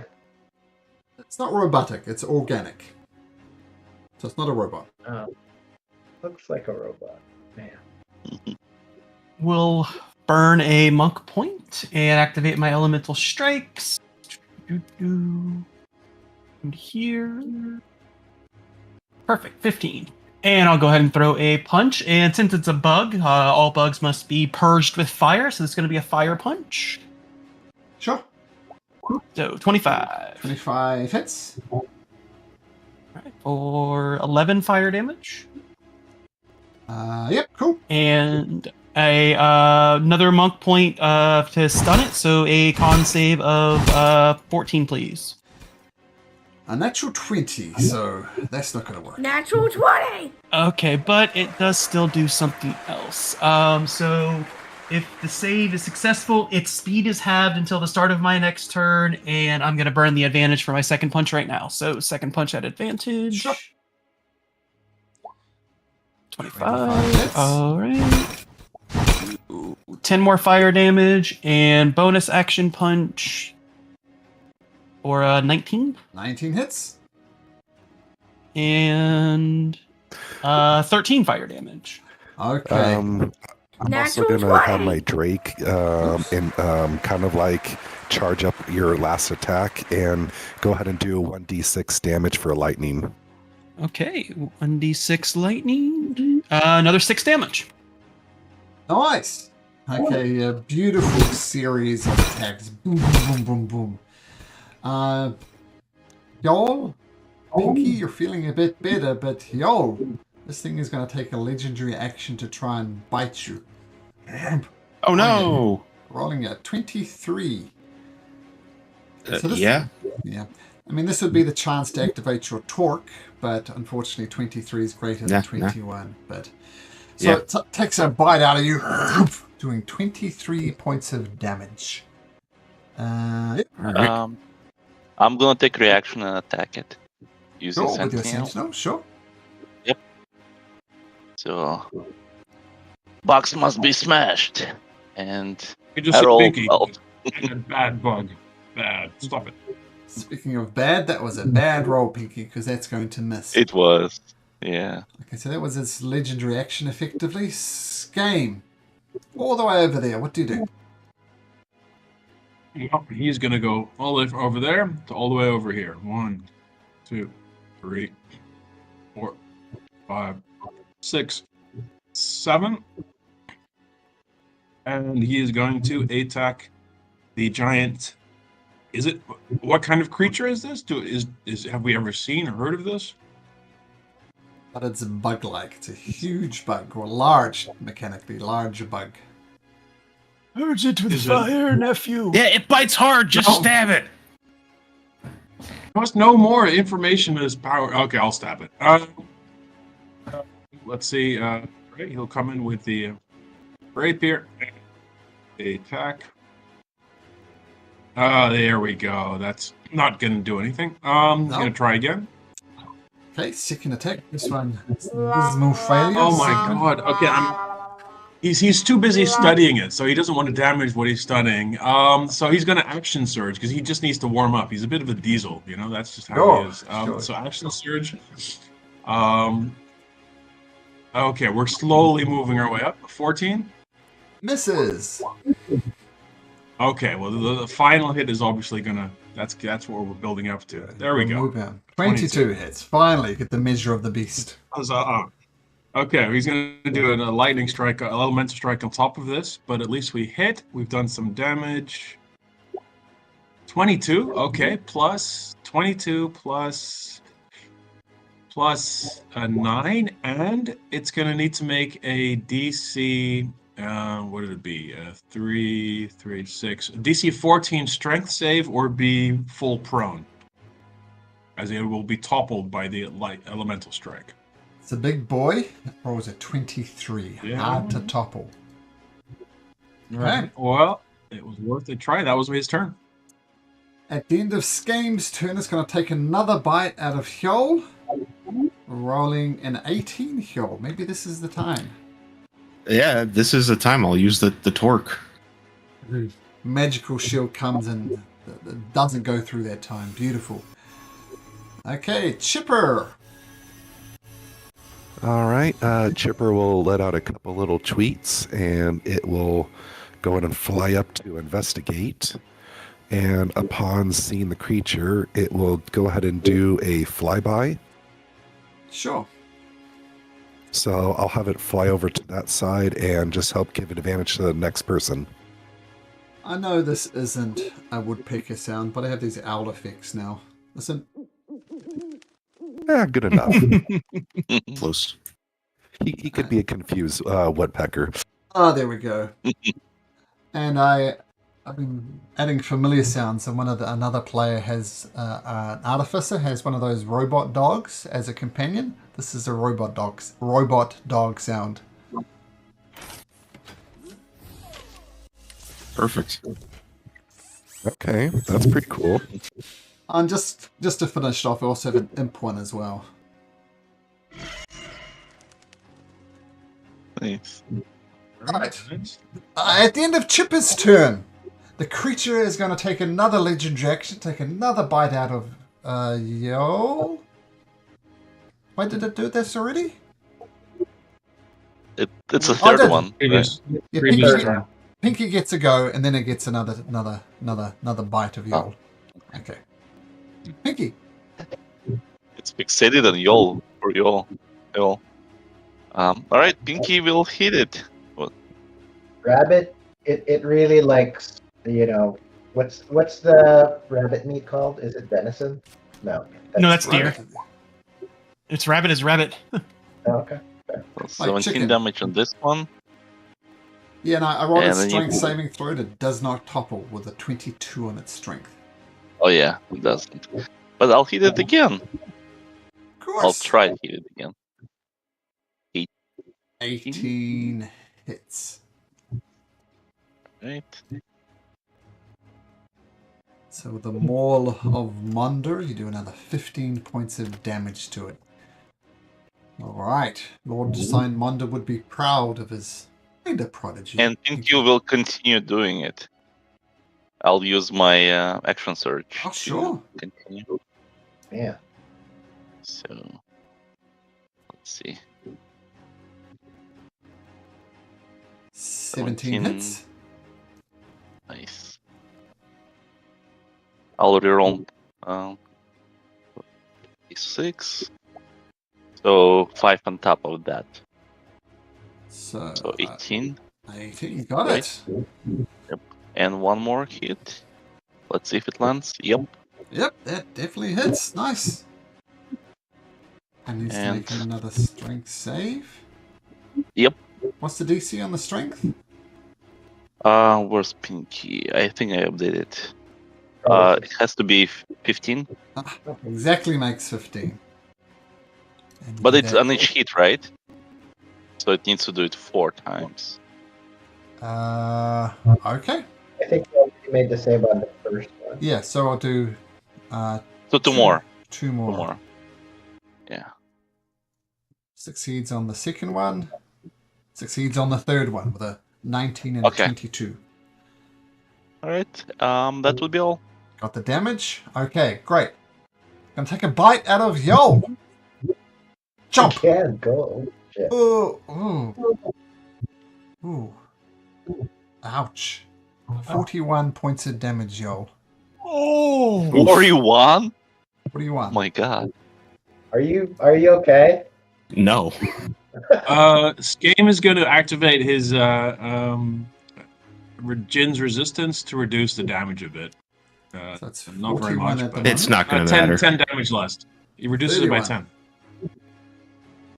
Still down, Yo? Yeah.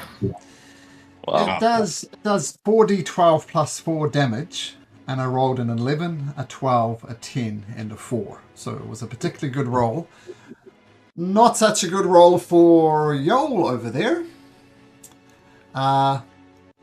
Melier is going to rush over to Yol and do a medicine check, if nothing else, to stabilize him. And medicine He can feed him a good berry because we got good berries at the beginning of the day. Sure, yeah. You'll throw one down your gullet, and you're on 1 hit point. And Melier says, I don't want that to happen again. Screw it! And he's going to purposefully invoke an attack of opportunity, as the creature is going to try and bite him. He rolls a 17, which hits him. He takes 34 points of damage. Ouch! Oh my. I regret Gosh, my life whoa. decisions. Holy shit. Alright. Good news, it's out of legendary actions, but it's almost its turn. Renal. Alright. I'm going to go over to here. And then before I cast the spell, I'm going to, stuff's going to happen. Who knows what. Fireball. Perfect place for a fireball. 66 is... Oh, okay. If you die within the next hour, you immediately revive as if by the reincarnate spell. Right, time to do some cliff diving. All right. I mean, that's not horrible. It could be worse. That's a pretty good This one. guy damages. It's actually probably useful. Alright, I'm going to use my action to alright, friend, we're out of here. I'm going to cast Dimension Door along with Gil to probably like here, and then Hyul will actually be here. So I can in theory the dude won't be able to get to us. Without No, going it's through okay. there. Okay. Thank you. All right, Hey, bamfing away. I'm That immortal, so whatever. is. I'm a mortal. Willow. All right.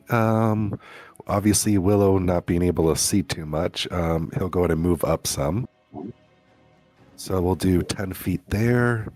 And upon seeing the creature, he'll go ahead and start taking out his sword. And we'll have him move there, and we'll do a sword attack.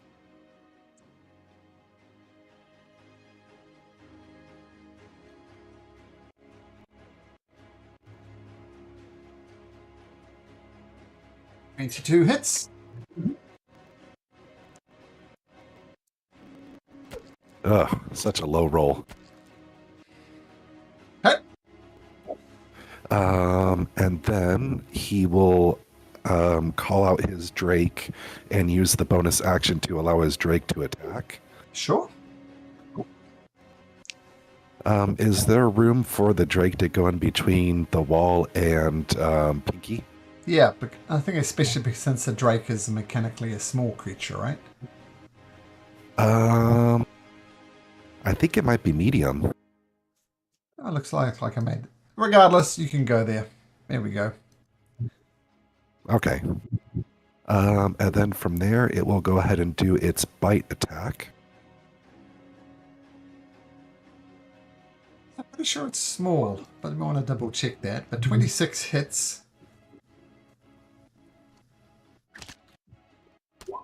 7 piercing. Okay, nice combo with your Drake. The creature's starting to look. It's definitely bloodied. Speaking of bloodied, Joel, you're prone on the floor before the chest. What do you do? I stand up. This friggin' thing. I'm gonna try to psychic lance him. Sure.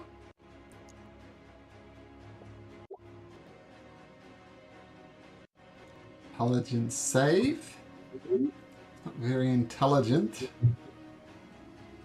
Is it?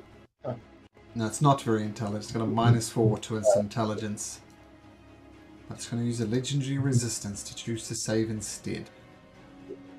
Bastard. Still 11 points of damage still? Yeah. And then I'll, actually, no, I'll stay right there. Okay. Creature, without invoking attack of opportunity, is going to leap over the top of Willow, Pinky, and the Drake and land on Uncle Vixen. Without, because I have a 15-foot reach, so I can't even attack of opportunity either.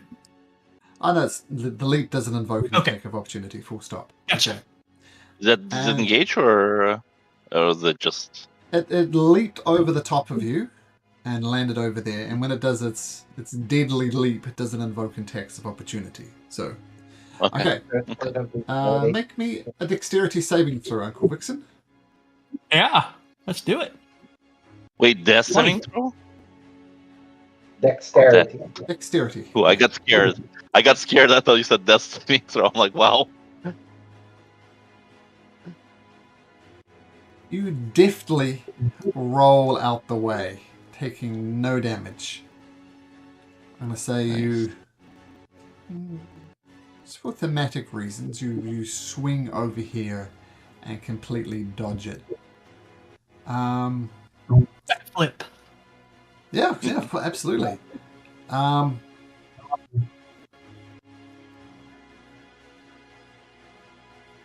And Vixen, Willow, and Pinky, please make me a nature check. Vixen, Willow, and Pinky. Okay. Thanks, Vixen. Thanks, Pinky. Gonna whisper you something, Willow. You do this information what you want. I always thought nature should be wisdom for druids. It's weird to me that it's intellect. Yeah. It would make sense for druids to use wisdom instead.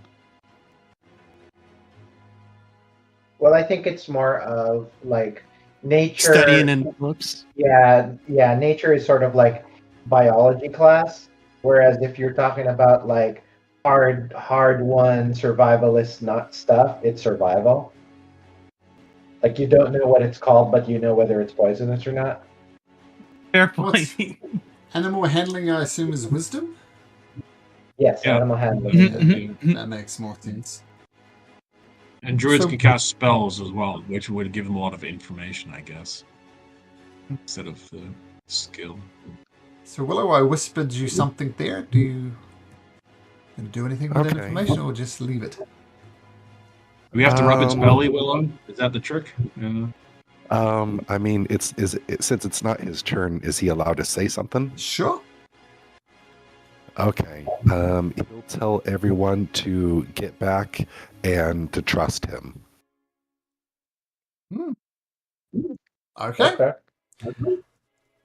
Vixen, I'm already back. with those words ringing in your ears, what do you do? Okay, let's see here. 1 second. Monks have new dope stuff.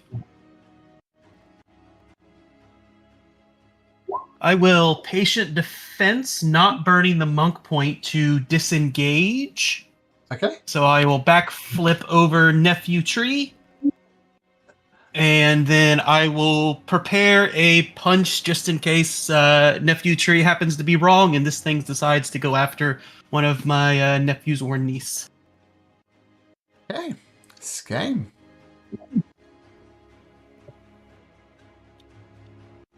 This game will wait, Okay. trusting Willow, so he will simply, wait and see. The creature is kind of trying to is kind of snapping at its mandibles, but can't get a legendary action because you guys aren't close enough. So maybe we'll see what happens. Chipper. Upon Willow actually saying for everyone to get back, Chipper will go ahead and kind of just fly back a little bit. Cool. What is our best owl impression? Pinky. Are you sure? He almost killed our friends. Willow will kind of give a nod. It's your funeral. I'll just stay. I'm still ready, Heimer. If it does any aggressive, I'll attack it. Alio says, I don't know. The best way to work out the creature's motivation is to lop off its head. But I respect you for now. we both just got bit. Get out of here. Renell, he's going to hold his crossbow, and if the creature attacks anybody, he's going to fire his crossbow. Alright. We can hit it, right? You just don't want us close to it? I'm asking Willow.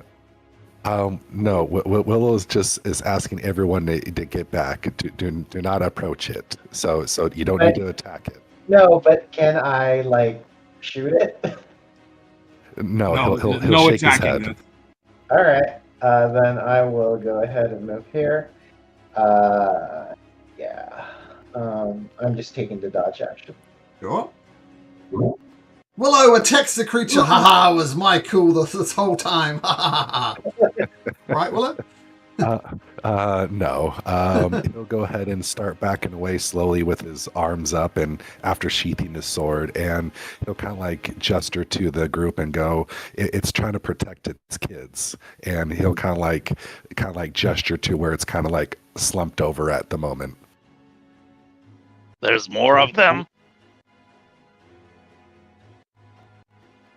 Yo, this thing wrecked you. Willow's asking you to leave it alone. What do you do? I'll listen to him and I'll heal myself. Oh, okay.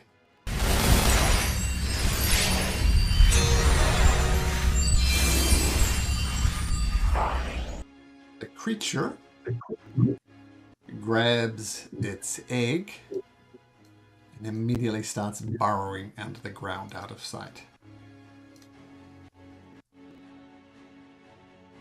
Oh, Pinky, there goes our eggs for breakfast. I don't I eat mean, this those type were of eggs. insect eggs. They're probably not good for you anyway.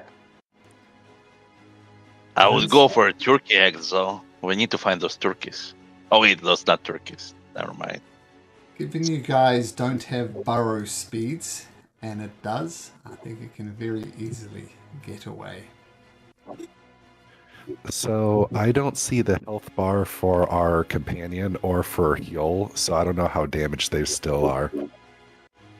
Let me fix it up so it won't happen again. Yol. There we go. There's Yols, and I'll make that Gotcha. Yols Okay. token so it won't happen again. All right. So So the upon creatures. Yeah, sorry. Oh, sorry. I'm gonna have Willow kind of go in between you guys and like put a hand on both of your guys' shoulders. So Willow is gonna. This is gonna be the first one going to heal.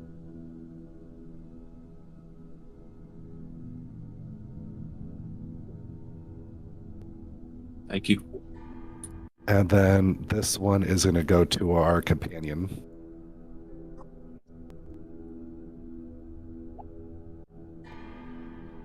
Thank you, friend. It's a foolish move I did. There's a fine line between bravery and foolish. I took the foolish I option. appreciate it. Oh, no, We're all fools here. Let's be real. That's just the truth. Yeah. All right. Any more healings, Willow? I mean, I'm alright for now. I mean, if our companion still needs some, I'll toss. I could toss him a healing word. Okay. Thank you, friends. Pinky will try to like jump on where the bug went away, just trying to make it. I don't know how to say, condense it. You know, like when you tap on the ground to make it. Sure, yeah. Thicker. Condensed. Yeah. Okay.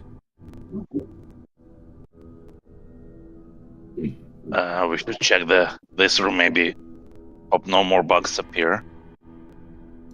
Skame still has his detect magic active, so if there's any magic in the room. Firstly, do you remember the construct in the Tomb of the Constructor? Yeah. Mm-hmm. This looks like spare parts for it. Okay. It says large cogs, metal bars, screws, metallic, stone and wooden parts of golems lie all across the room.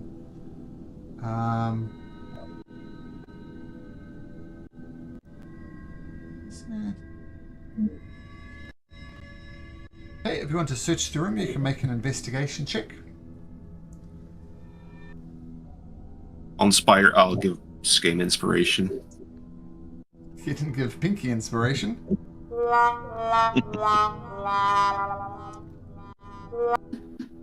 Inspiration is a D8, so I'll add a D8 on top of that. Why not? 29. Okay. Do you find something? Pinky's obviously playing with the big spring that he found there. He's using it to flex his muscles to have a workout. Here. He's working out, and then he got his hand stuck in it. You know, finger trap type of thing. Yeah. Hidden underneath a set of drawers you find, kind of the one next to Hjol there with the tools on it. You find a false bottom at the bottom of the set of drawers, and underneath that you find a book that looks like that.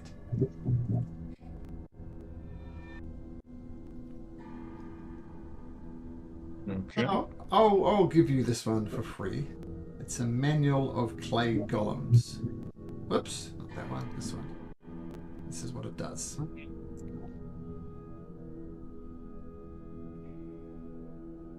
You have to be a spellcaster with 2/5. Yeah, you only All right, need 65,000 gold too.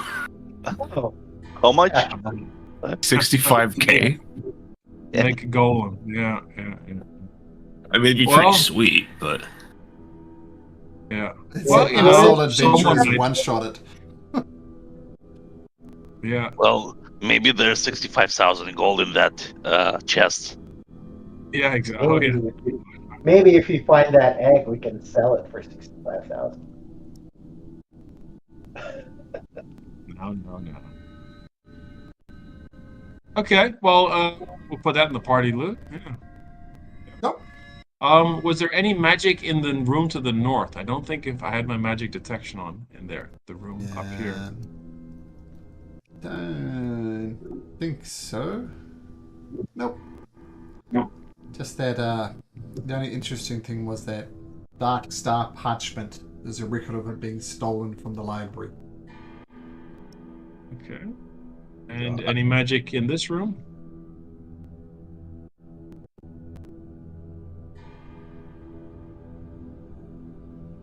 Yes, there is.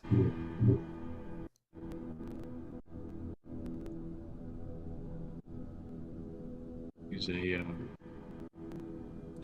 Oh, what's this? There's some type. Let me lock this down. Okay, I'm gonna get out of that circle. It's gonna follow you now. Yeah, exactly.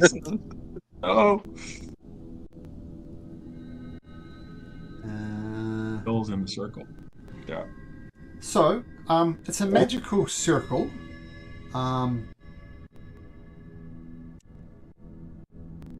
It's broken. Like normally it would be in that location, but it's been broken from this tunnel of the creature burrowing through it, whatever it was. So the magical circle is broken. So this game just gets faint flicker of it. It's pretty much harmless.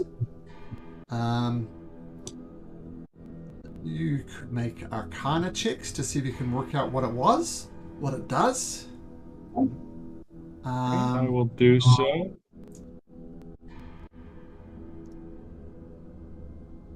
$18.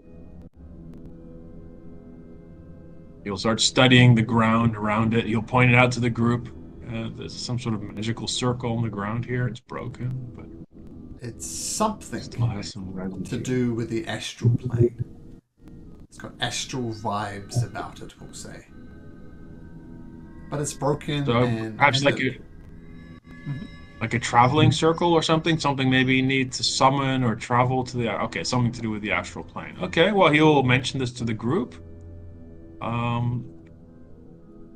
Yeah, and if anybody wants to search the rest of the room like this junk around here, feel free to make me. I'll say perception or investigation, your choice.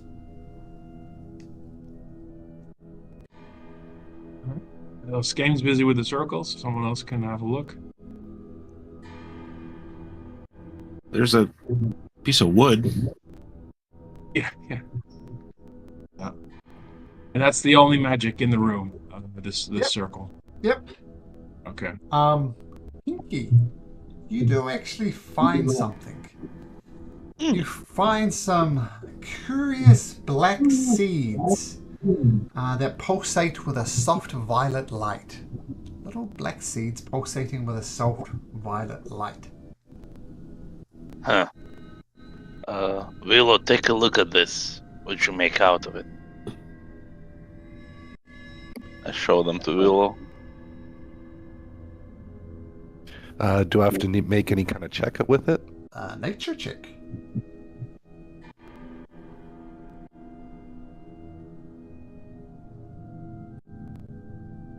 It looks very pretty. Yep. I'll take a look at this too, but I don't know. Yeah. Yeah. Uncle Vixen, you've seen a lot of stuff in your adventures. What do you think this is? Oh, I'll try, nephew, but remember I was up at the temple for many years. Oh, a natural 20 for a 19. When during your time at the monastery, people would plant these seeds and turn them into they were called night roses. And they were used because it's odd. It blooms at sunset. During the day it's closed up, but at sunset it opens up its blooms and lets out this aroma. And all who smell the aroma and experience vivid dreams. This is the rare night roses. And it induces vivid dreams to all those who smell its perfume when it blooms at sunset.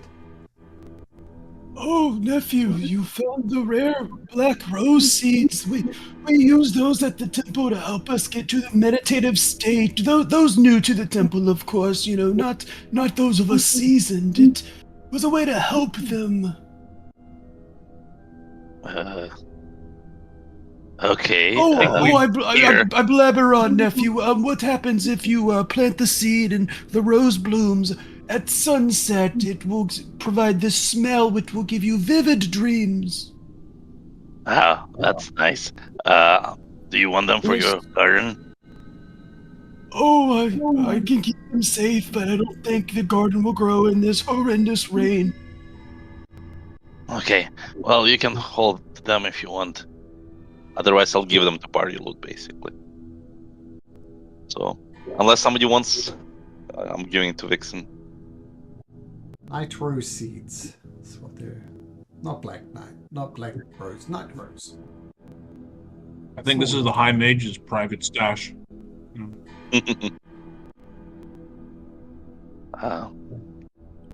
Should we try to look at the chest, or you all against it? So one more thing. I think you just keep on. Skane, with that 18 Arcana, Yep. you feel you could fix this circle. Oh, If you want really? to fix it or not, it's up to you, but you feel you could fix this circle if you... Mm. I mean, do we know what it does now? Since you said you can fix it, so Something Yes, it astral do. related. I think that would be quite interesting, actually. Maybe someone tried to teleport away. I would be up for fixing it. 'Cause it could be anything, of course. I mean, well, what is the?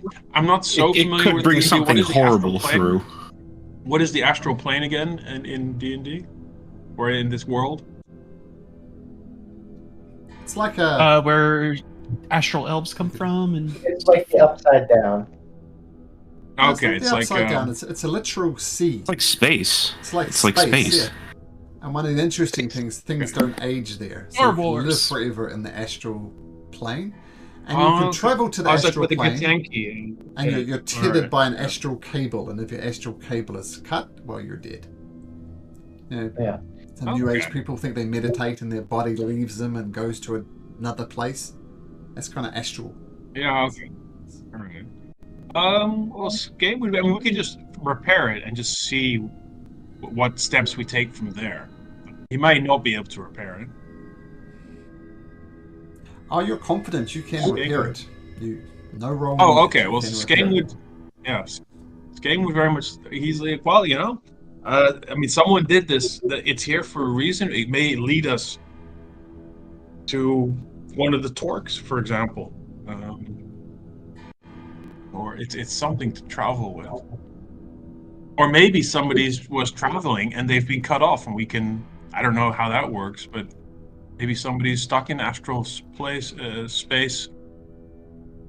We can. I don't know. Well, there's a lot of possibilities. So Yeah, no, it's infinite almost. I think. yeah, I mean, if you want to fix it, we should try to fix it and see what happens, I guess.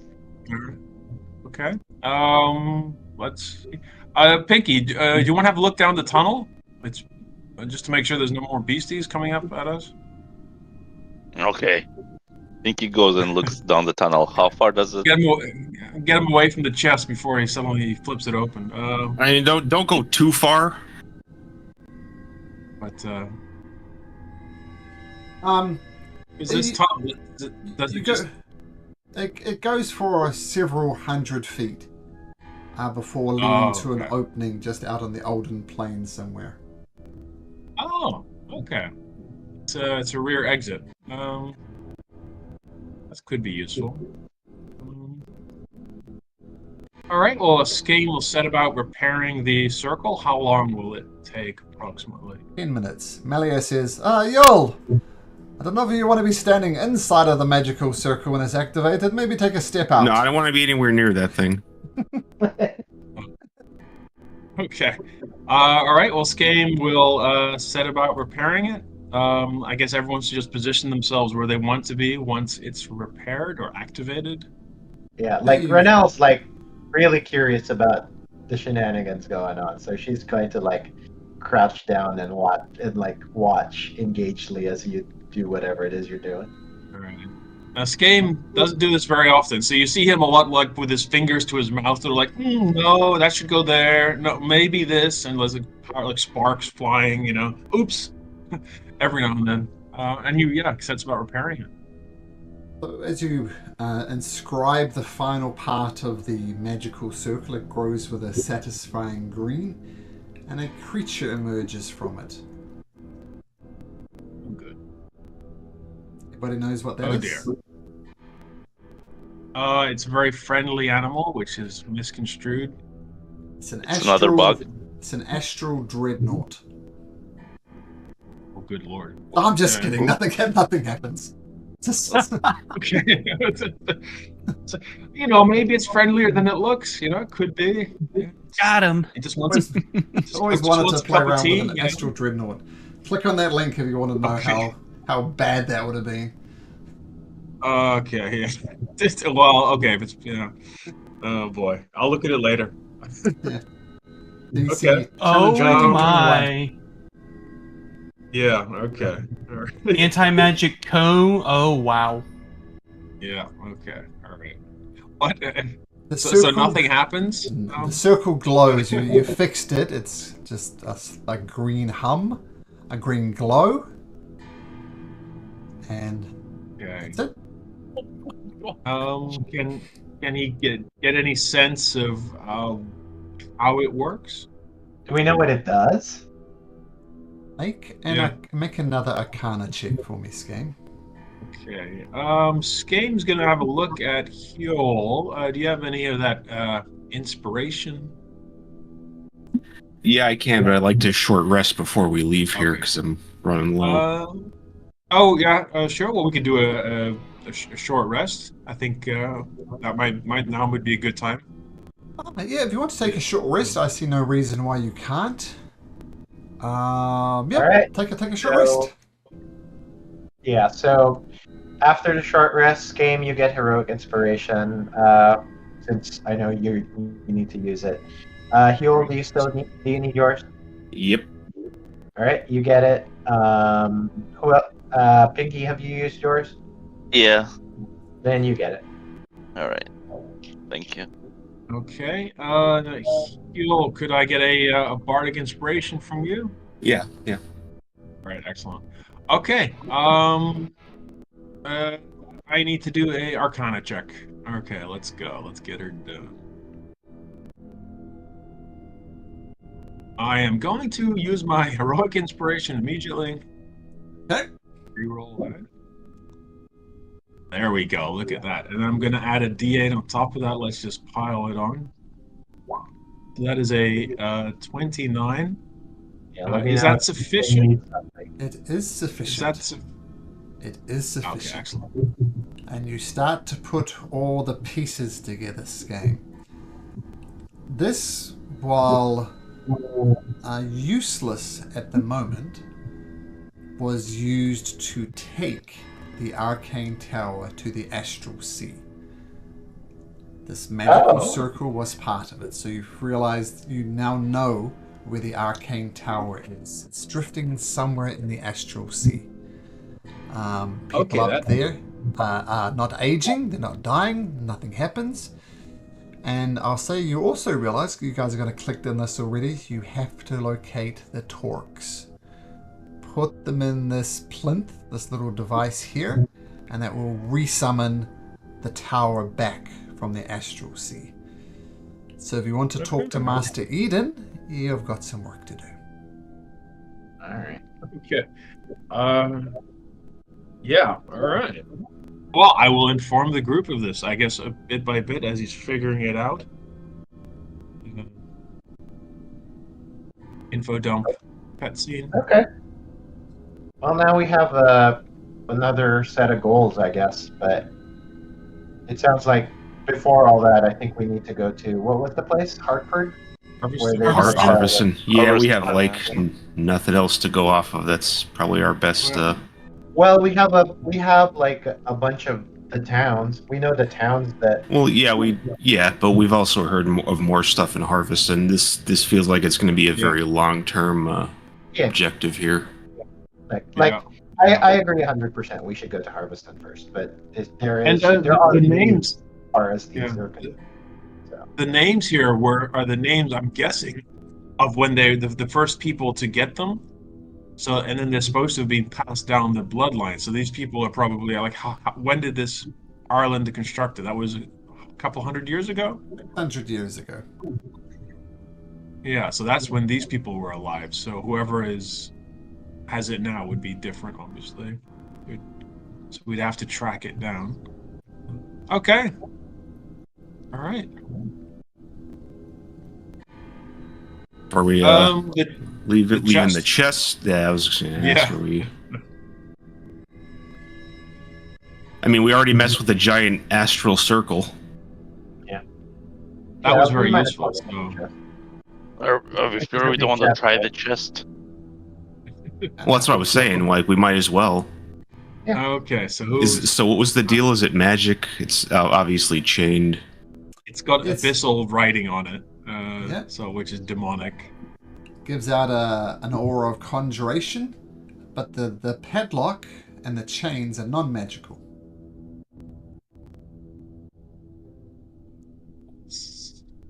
I could try to dispel it if we need it.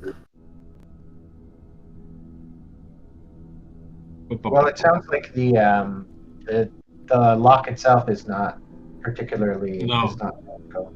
Right, but the chest has an aura, which faint aura. Faint aura. I mean, there's probably something evil locked in there. There's probably some sort of evil something, I guess, if they have this special demonic wood with demonic writing on it. Well, or if it's demonic writing, it might be something good that's locked away. Does anybody speak Abyssal or have like comprehend languages or something like that they can just read what's written on it? Yeah, Willow speaks Abyssal. Oh well, yeah. Can you translate? Yeah, he could do that. Willow, where did you pick up Abyssal? Just wondering. Well, I mean, he was in charge of looking after portals, so he's had to learn different kind of stuff. Yeah, that's just work related. Okay. Okay, I'm gonna have you make me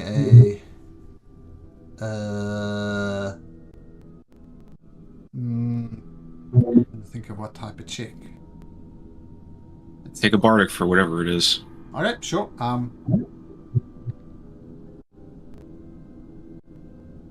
I'll say make it a history check. So history check, Willow. And while he's doing that, Skame has one more use for the feather, and he's going to cast Detect Evil and Good. And it can go through a 1 foot of wood. So he's going to see what his detection says. You do not detect fiends or anything along that line, elementals, celestials, aberrations, nothing like that. Okay. And I mean, the magical runes is not so much a language as a series of symbols. And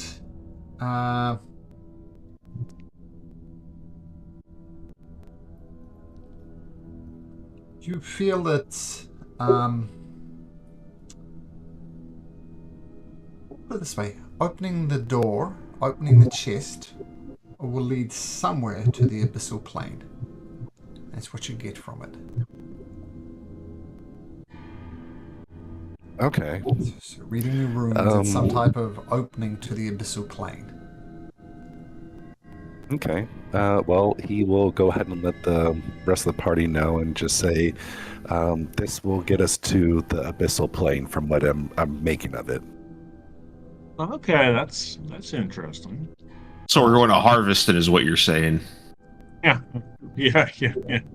Well, obviously we have no reason to go to the abyssal plane at the moment. Yeah. At least we have a way to get there if we need to. Yeah. Yeah.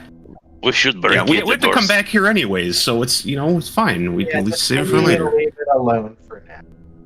I think should barricade so nobody accidentally gets here, just in case. It's Well, just we can open lock the for- door, right? There's like a big door here. They There's a broke vault door. the hatch or something. Yeah, Oh, they that's- smashed it. Oh, okay. Yeah, this looks as it was being forced open, presumably by the heroes of virtue. But for some reason, they didn't crack the lock here. Yeah. We Can could you leave a probably note use. on the door? I think it will just make people open. Yeah, I think we Yeah. maybe just go.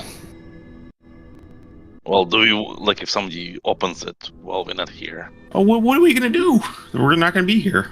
No, I'm saying like maybe we can take all the junk from the south room and pile by the door.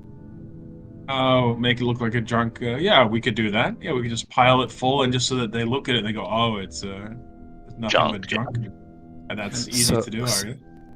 So I'm gonna have on the door. Is there a way I can etch something on it with like a blade or something? Sure. This door here? So, yeah, the broken door. Sure. Okay. So Willow is gonna leave a druidic message. It's a special that he has. So he'll leave a hidden druidic message just saying, "Warning: Do not mess with this chest." Sure. Easy enough to do. Portal to hell. Do not. Not to hell? Oh my goodness. You would accept every demon and devil. It's not to hell, it's to the abyss. The realm of demons. If you get your hells and your abysses confused. I'm a barmaid. I don't know that. So shall we head to the next town now, since we know that we gotta go rescue Yeah. the people? Yeah, let's Yeah, I think Start it's time to go trekking. to Harveston. I'm sure It's a, Mr. Beardo over here, I forgot his name. Elier. Yeah. yeah, let's go. Alright. So, Arcane Tower not there. You have some clues about how to bring it back.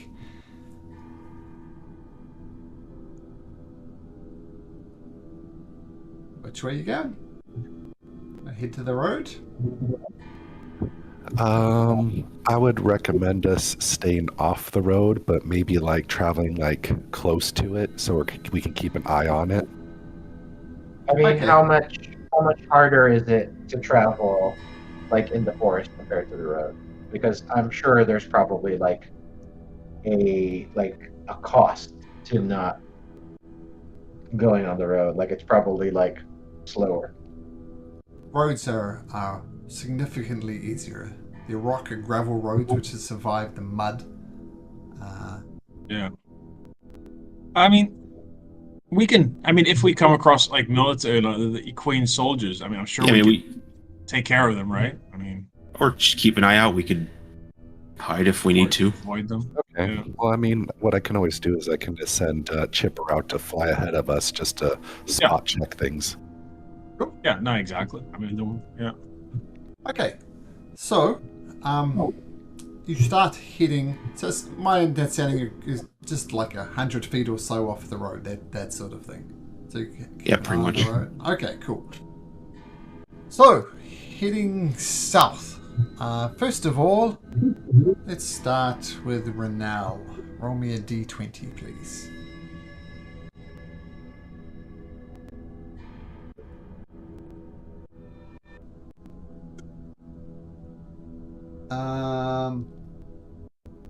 The trouble goes.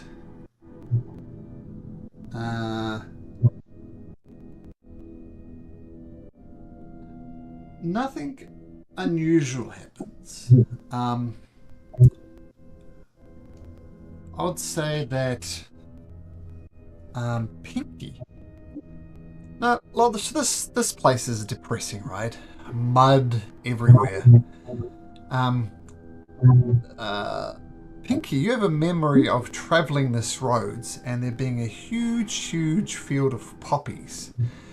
And despite this mud and this gloom and this filth, the poppy field looks relatively intact. It's a rare moment of pleasantness. The poppy field has grown a lot since you lot's seen it. So much so that if you didn't want to go through the poppy fields, for whatever reason, it would add a day to your travels. But the poppy field looks great. Oh, we should go through this. It's nice. It used to be a very nice place here.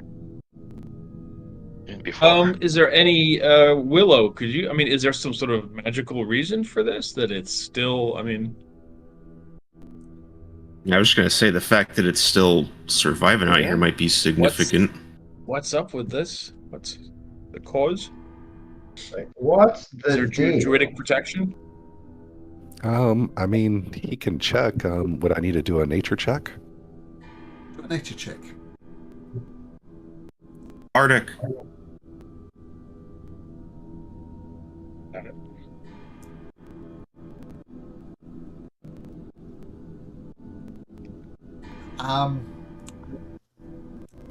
You're not sure why the poppy field has grown, but your suspect is sometimes things flourish in bad conditions.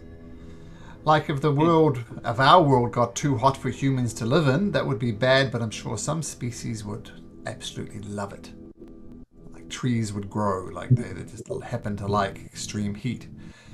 So you get that impression from here. Despite the torrential rains and everything, for some reason these poppies are just thriving in it. Yep. And it does. You see just fields and fields and fields of poppies. It looks quite nice compared to the muck around it. Maybe we should walk through them. But with that nature check, can I identify what kind of poppies? Like, I just want to make sure it's not like poisonous or like anything like that. You don't. I don't think they're poisonous or anything like that.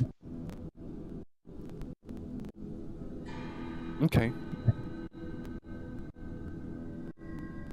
Okay. All right. Well, I guess they're just happy poppies. Pinky Everybody make tries me a- to go.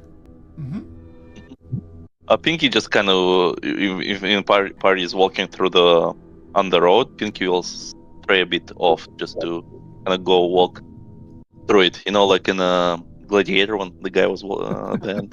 Sure, hands out, touching the top of the poppies. Well, I'll have Willow, while we're walking by some of the poppies, he'll pick up one of them and he'll hold it out to what they call it, Renell. Oh, that's nice. And Yeah, everybody, please make I'm me a watching you, wisdom nephew tree. saving throw as you walk through the field of the nightmares. God. Nightmares, nice. Yeah, let's heroic inspiration that. Is this for a charm or frighten by any chance? But we all have to make a wisdom save. Yep, everybody. Oh, okay. Oh dear. All right. Well, let's give it a go. Yeah, no.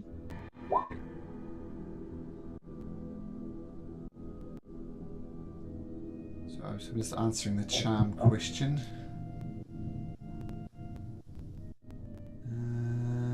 Nope, not a charm condition. No. Okay. Okay, so let's go through. Renell, what was your net roll at the end of the day? It was a 13. Let me know if it's a failure so that I might roll stuff. That's a success. Willow. He rolled 24.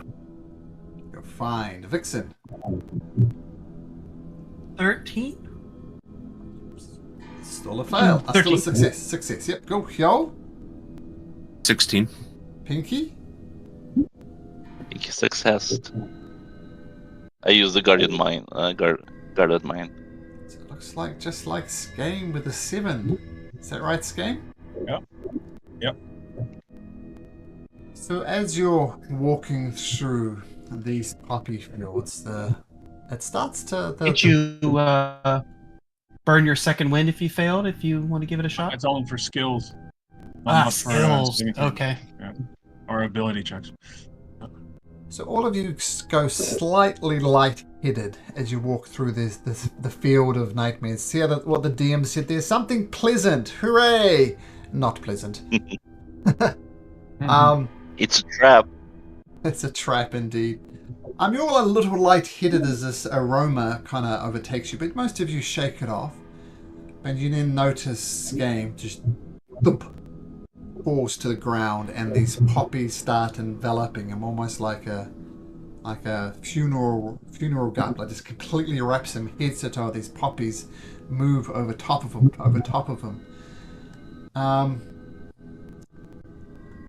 I'm gonna need you to come to the dreaded voice channel 2 there, Game. Come with me, good sir. Oh dear. Done. It was good while it lasted, guys. Yeah.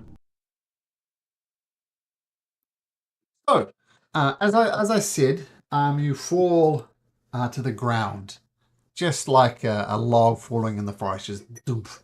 No attempt to protect your face or anything. Just a full-on face plant. And as you do so, you feel the poppies wrapping around your body, but you think, yeah, it's fine. I'm gonna be fine. Why not embrace it? And your vision switches to a second to something truly horrific. It's like your astral flying, like your astral spirit leaves your body and climbs higher and higher and higher till you can see the whole plains of Iglarion. So it's like zooming out the map in Roll20. And you see erupting from Odinbeer, Queen Athena, though she is a monstrous size, like bigger than the town of Odinbeer itself. And first she wanders north to Willow's Creek and just rips it apart with her hands before setting it on fire. And she repeats the scene time and time again across. She does it to Ronald's End, rips the fishing village apart. Same with Gorso. Same with Harveston. Same with Mangrath. All these major cities around here, she's just ripping them to shreds and setting them on fire. And then she sees you in the poppy fields, this horrific vision of Queen Athena, maybe 100 feet tall. And she leans over top of you with dirty fingernails and says, "Oh, Skame. You do not know who you're dealing with. Tell me, do you have hope for the future? You have no chance."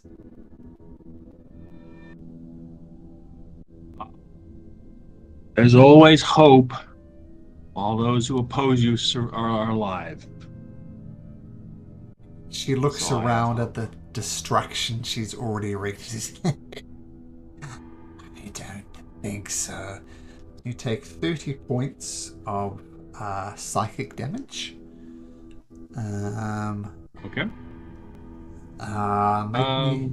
Make me another wisdom saving throw, and Can I- then you can finish your another wisdom saving throw, please. All right.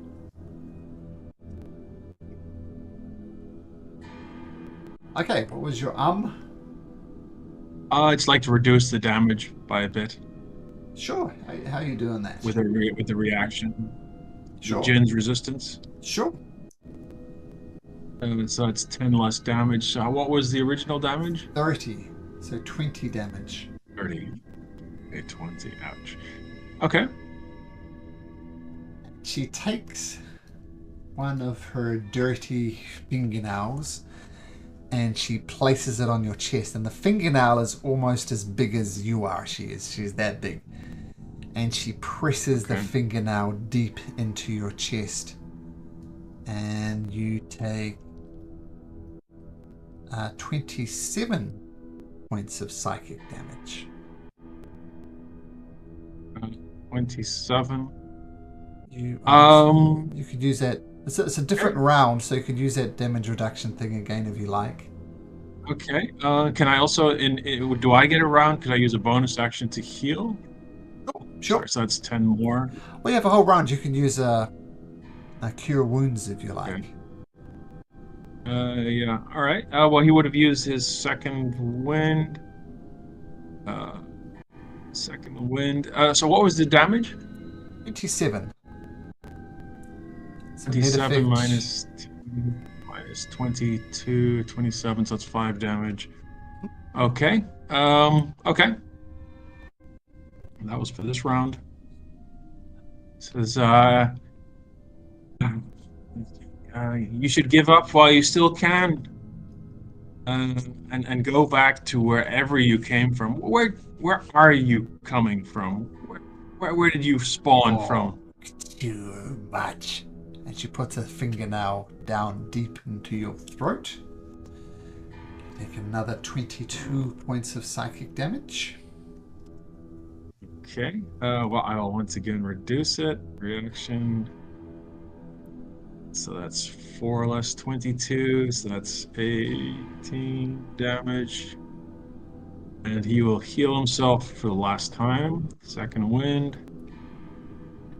So that's 12. So what are your net hit points now at the end of all of that? Well, he has 28 hit points remaining. 28. Make me another wisdom saving throw. Wisdom saving throw first. Then you can have a... All right. Then we'll carry on. 10.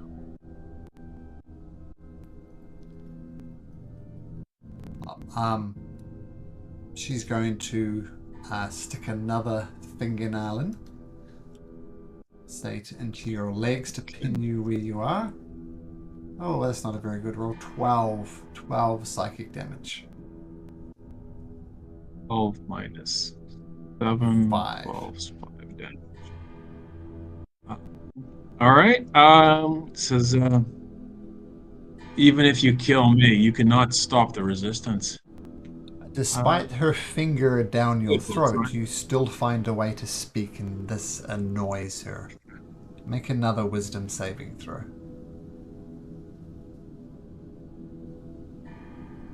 There we go. As you speak the last words about the resistance, she looks at her fingernail, surprised that you managed to speak through it, and she says, "You show character. It's only delaying the inevitable, though. I will rule this land by wrecking it." And boom, you're removed from this nightmare vision. Feel free to bounce back to voice channel, the other voice channel, if you've got any questions. Otherwise, we can go back. Nope. Good to go back.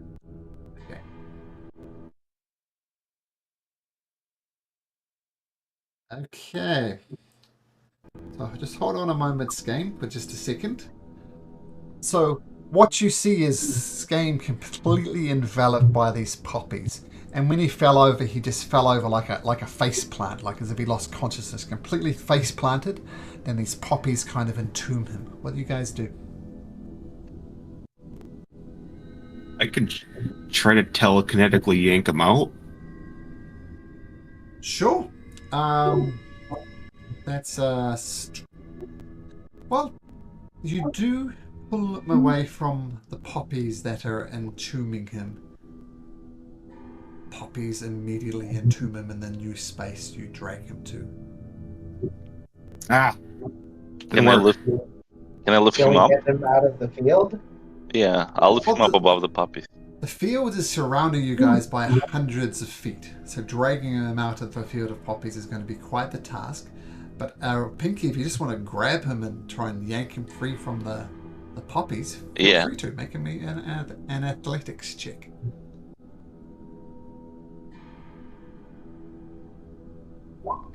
19.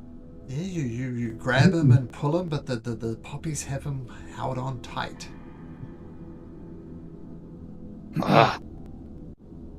Start slicing. Yeah. Make me some I'll attack hold rolls. him up.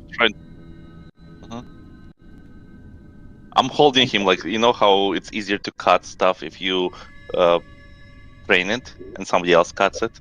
Sure. So maybe they have the advantage for that. Whoever tries to cut it. Put it this way. You bring him enough off the ground that there's some space underneath it. Hel gets his drumstick and starts slicing at the bottom of the roots of these things, kind of.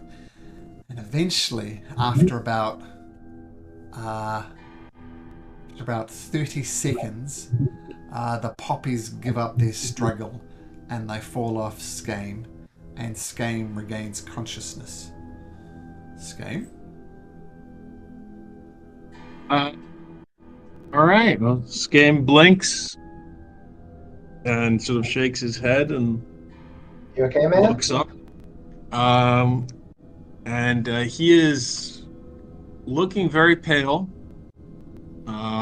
Maybe physically he's not damaged, but he's been through more than just a quiet sleep, that's for sure. As he gets up, he looks around and he says, "I've just dreamt that I've spoken with the Queen." And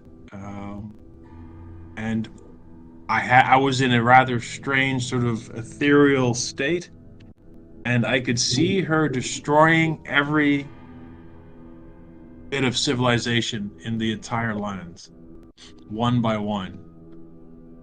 Willows Creek, Reynolds End, every bit of population center, just to be completely and utterly annihilated. And that is her goal. Her goal is simply to just, once she's taken power, just kill every single person or in the lands, apparently. So, Why? and she's yeah. Well, she's He didn't really say why. She just seemed to enjoy it tremendously.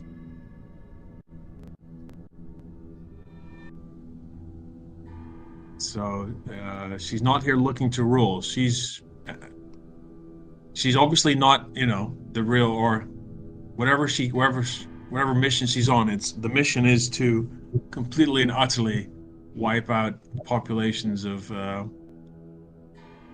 kingdom, at the very least. So, I mean, maybe what you saw was just a dream, man. You were it could be. It could just be a nightmare. It did feel very real, and I mean, he says, yeah. I mean, it seems on par for what we've seen. Yeah, but but it's a dream. So how truthful it is? But is the damage visible? By the way, I'm saying it's like psychic damage, but is there like visible cuts or bruises or whatnot on Skame? Let's make it gruesome. Your eyes, nose, and ears are bleeding. Okay, yeah. So it's whatever. It was quite a hefty dream then. So, Really? But that's what at least that's just what I've been through. I mean, considering the rains and everything that's going on, and the these wolf guards, these wolf people, they don't seem here to be building here to build a better future for everyone. They're already starving everyone out by destroying the crops. So they're changing into a demon land. She's a demon. Her people are demons. So, yeah.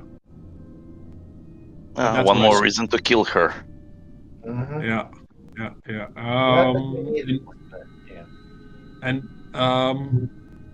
Maybe we should, after we get to Harveston, if that is, maybe after Harveston, if we, as a next destination, Skane would like to go to Willows Creek, because that's where his parents are. And he would like to get the population. Maybe we could see if we could get people out before she destroys these populations. But that's down the line. So that's it for him for now. Sure. Yeah. I mean, it sounds like we're going to do like a magical mystery tour of. I feel we're going to be on a little bit of an expedition here for a while. It sounds like A little bit of a walkabout. Walk right, Yeah. yeah. But yeah, she seemed to start with Willow's Creek, and then she destroyed Reynolds End, and then Harveston, and then Gorso. So yeah, oh, well, we'll see what we find when we get there. But he shakes it off, and he's damaged, but he's ready to head on down the road. As quick as you can, you leave the Field of Nightmares. It takes most of the rest of the day, but you make it to the edge, and you can take a long rest, which should get your hit points back. Once you get to the edge, is it possible to burn these crops, these fields, destroy them? Would that be a thing? Not with the torrential rain. Oh wow, okay. Right. Oh yeah, it's been raining. Well, they're not dry. I assume they're probably like fully like plants. Okay. The long rest is taken, so Skame, apart from I wasn't sure you're going to wake up from that nightmare for a moment, Skame, but you eventually did. Now, as you resume your travels the next day, first of all, Vixen, roll me a d20.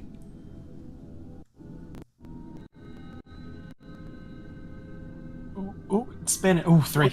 It was spinning. That was not good.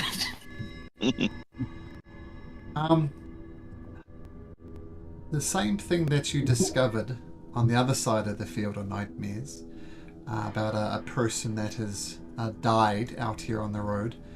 This time it's a man in his mid-30s. You check him out and you realize it's just the same thing. Desperate people wanting to get somewhere else. You're not sure whether he was fleeing from Harveston or fleeing to Harveston. For whatever reason, the Midnight Curse got him. Got this gentleman as well. This curse is bad. Do you guys bury this one as well?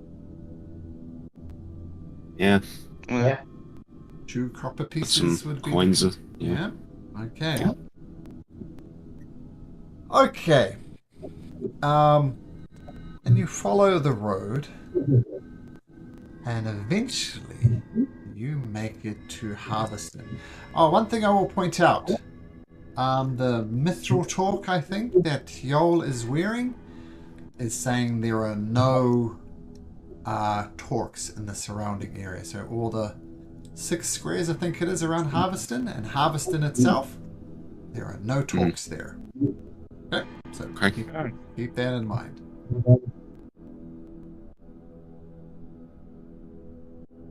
This is Harveston.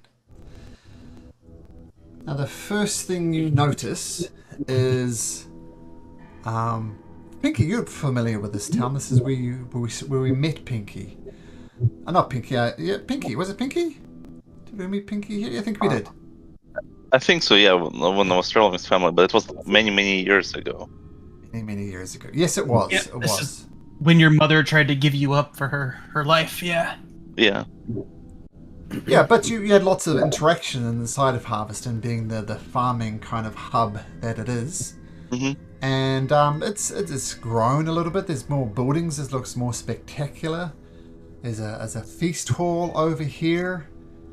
And some of those familiar with the history know that every so often there's a kicking bull festival where people come and show who's grown the biggest pumpkin. That sort of event. Who's grown the most massive bull. Very much farming vibes, farming community. These tents in the middle, though, are wholly new. It seems as if Harveston has turned into a bit of a refugee hub. People from across the lands have come here to set up. Because there is a strong presence, or maybe in spite of, maybe because of, we'll see. There is a strong presence of the Queen Army here.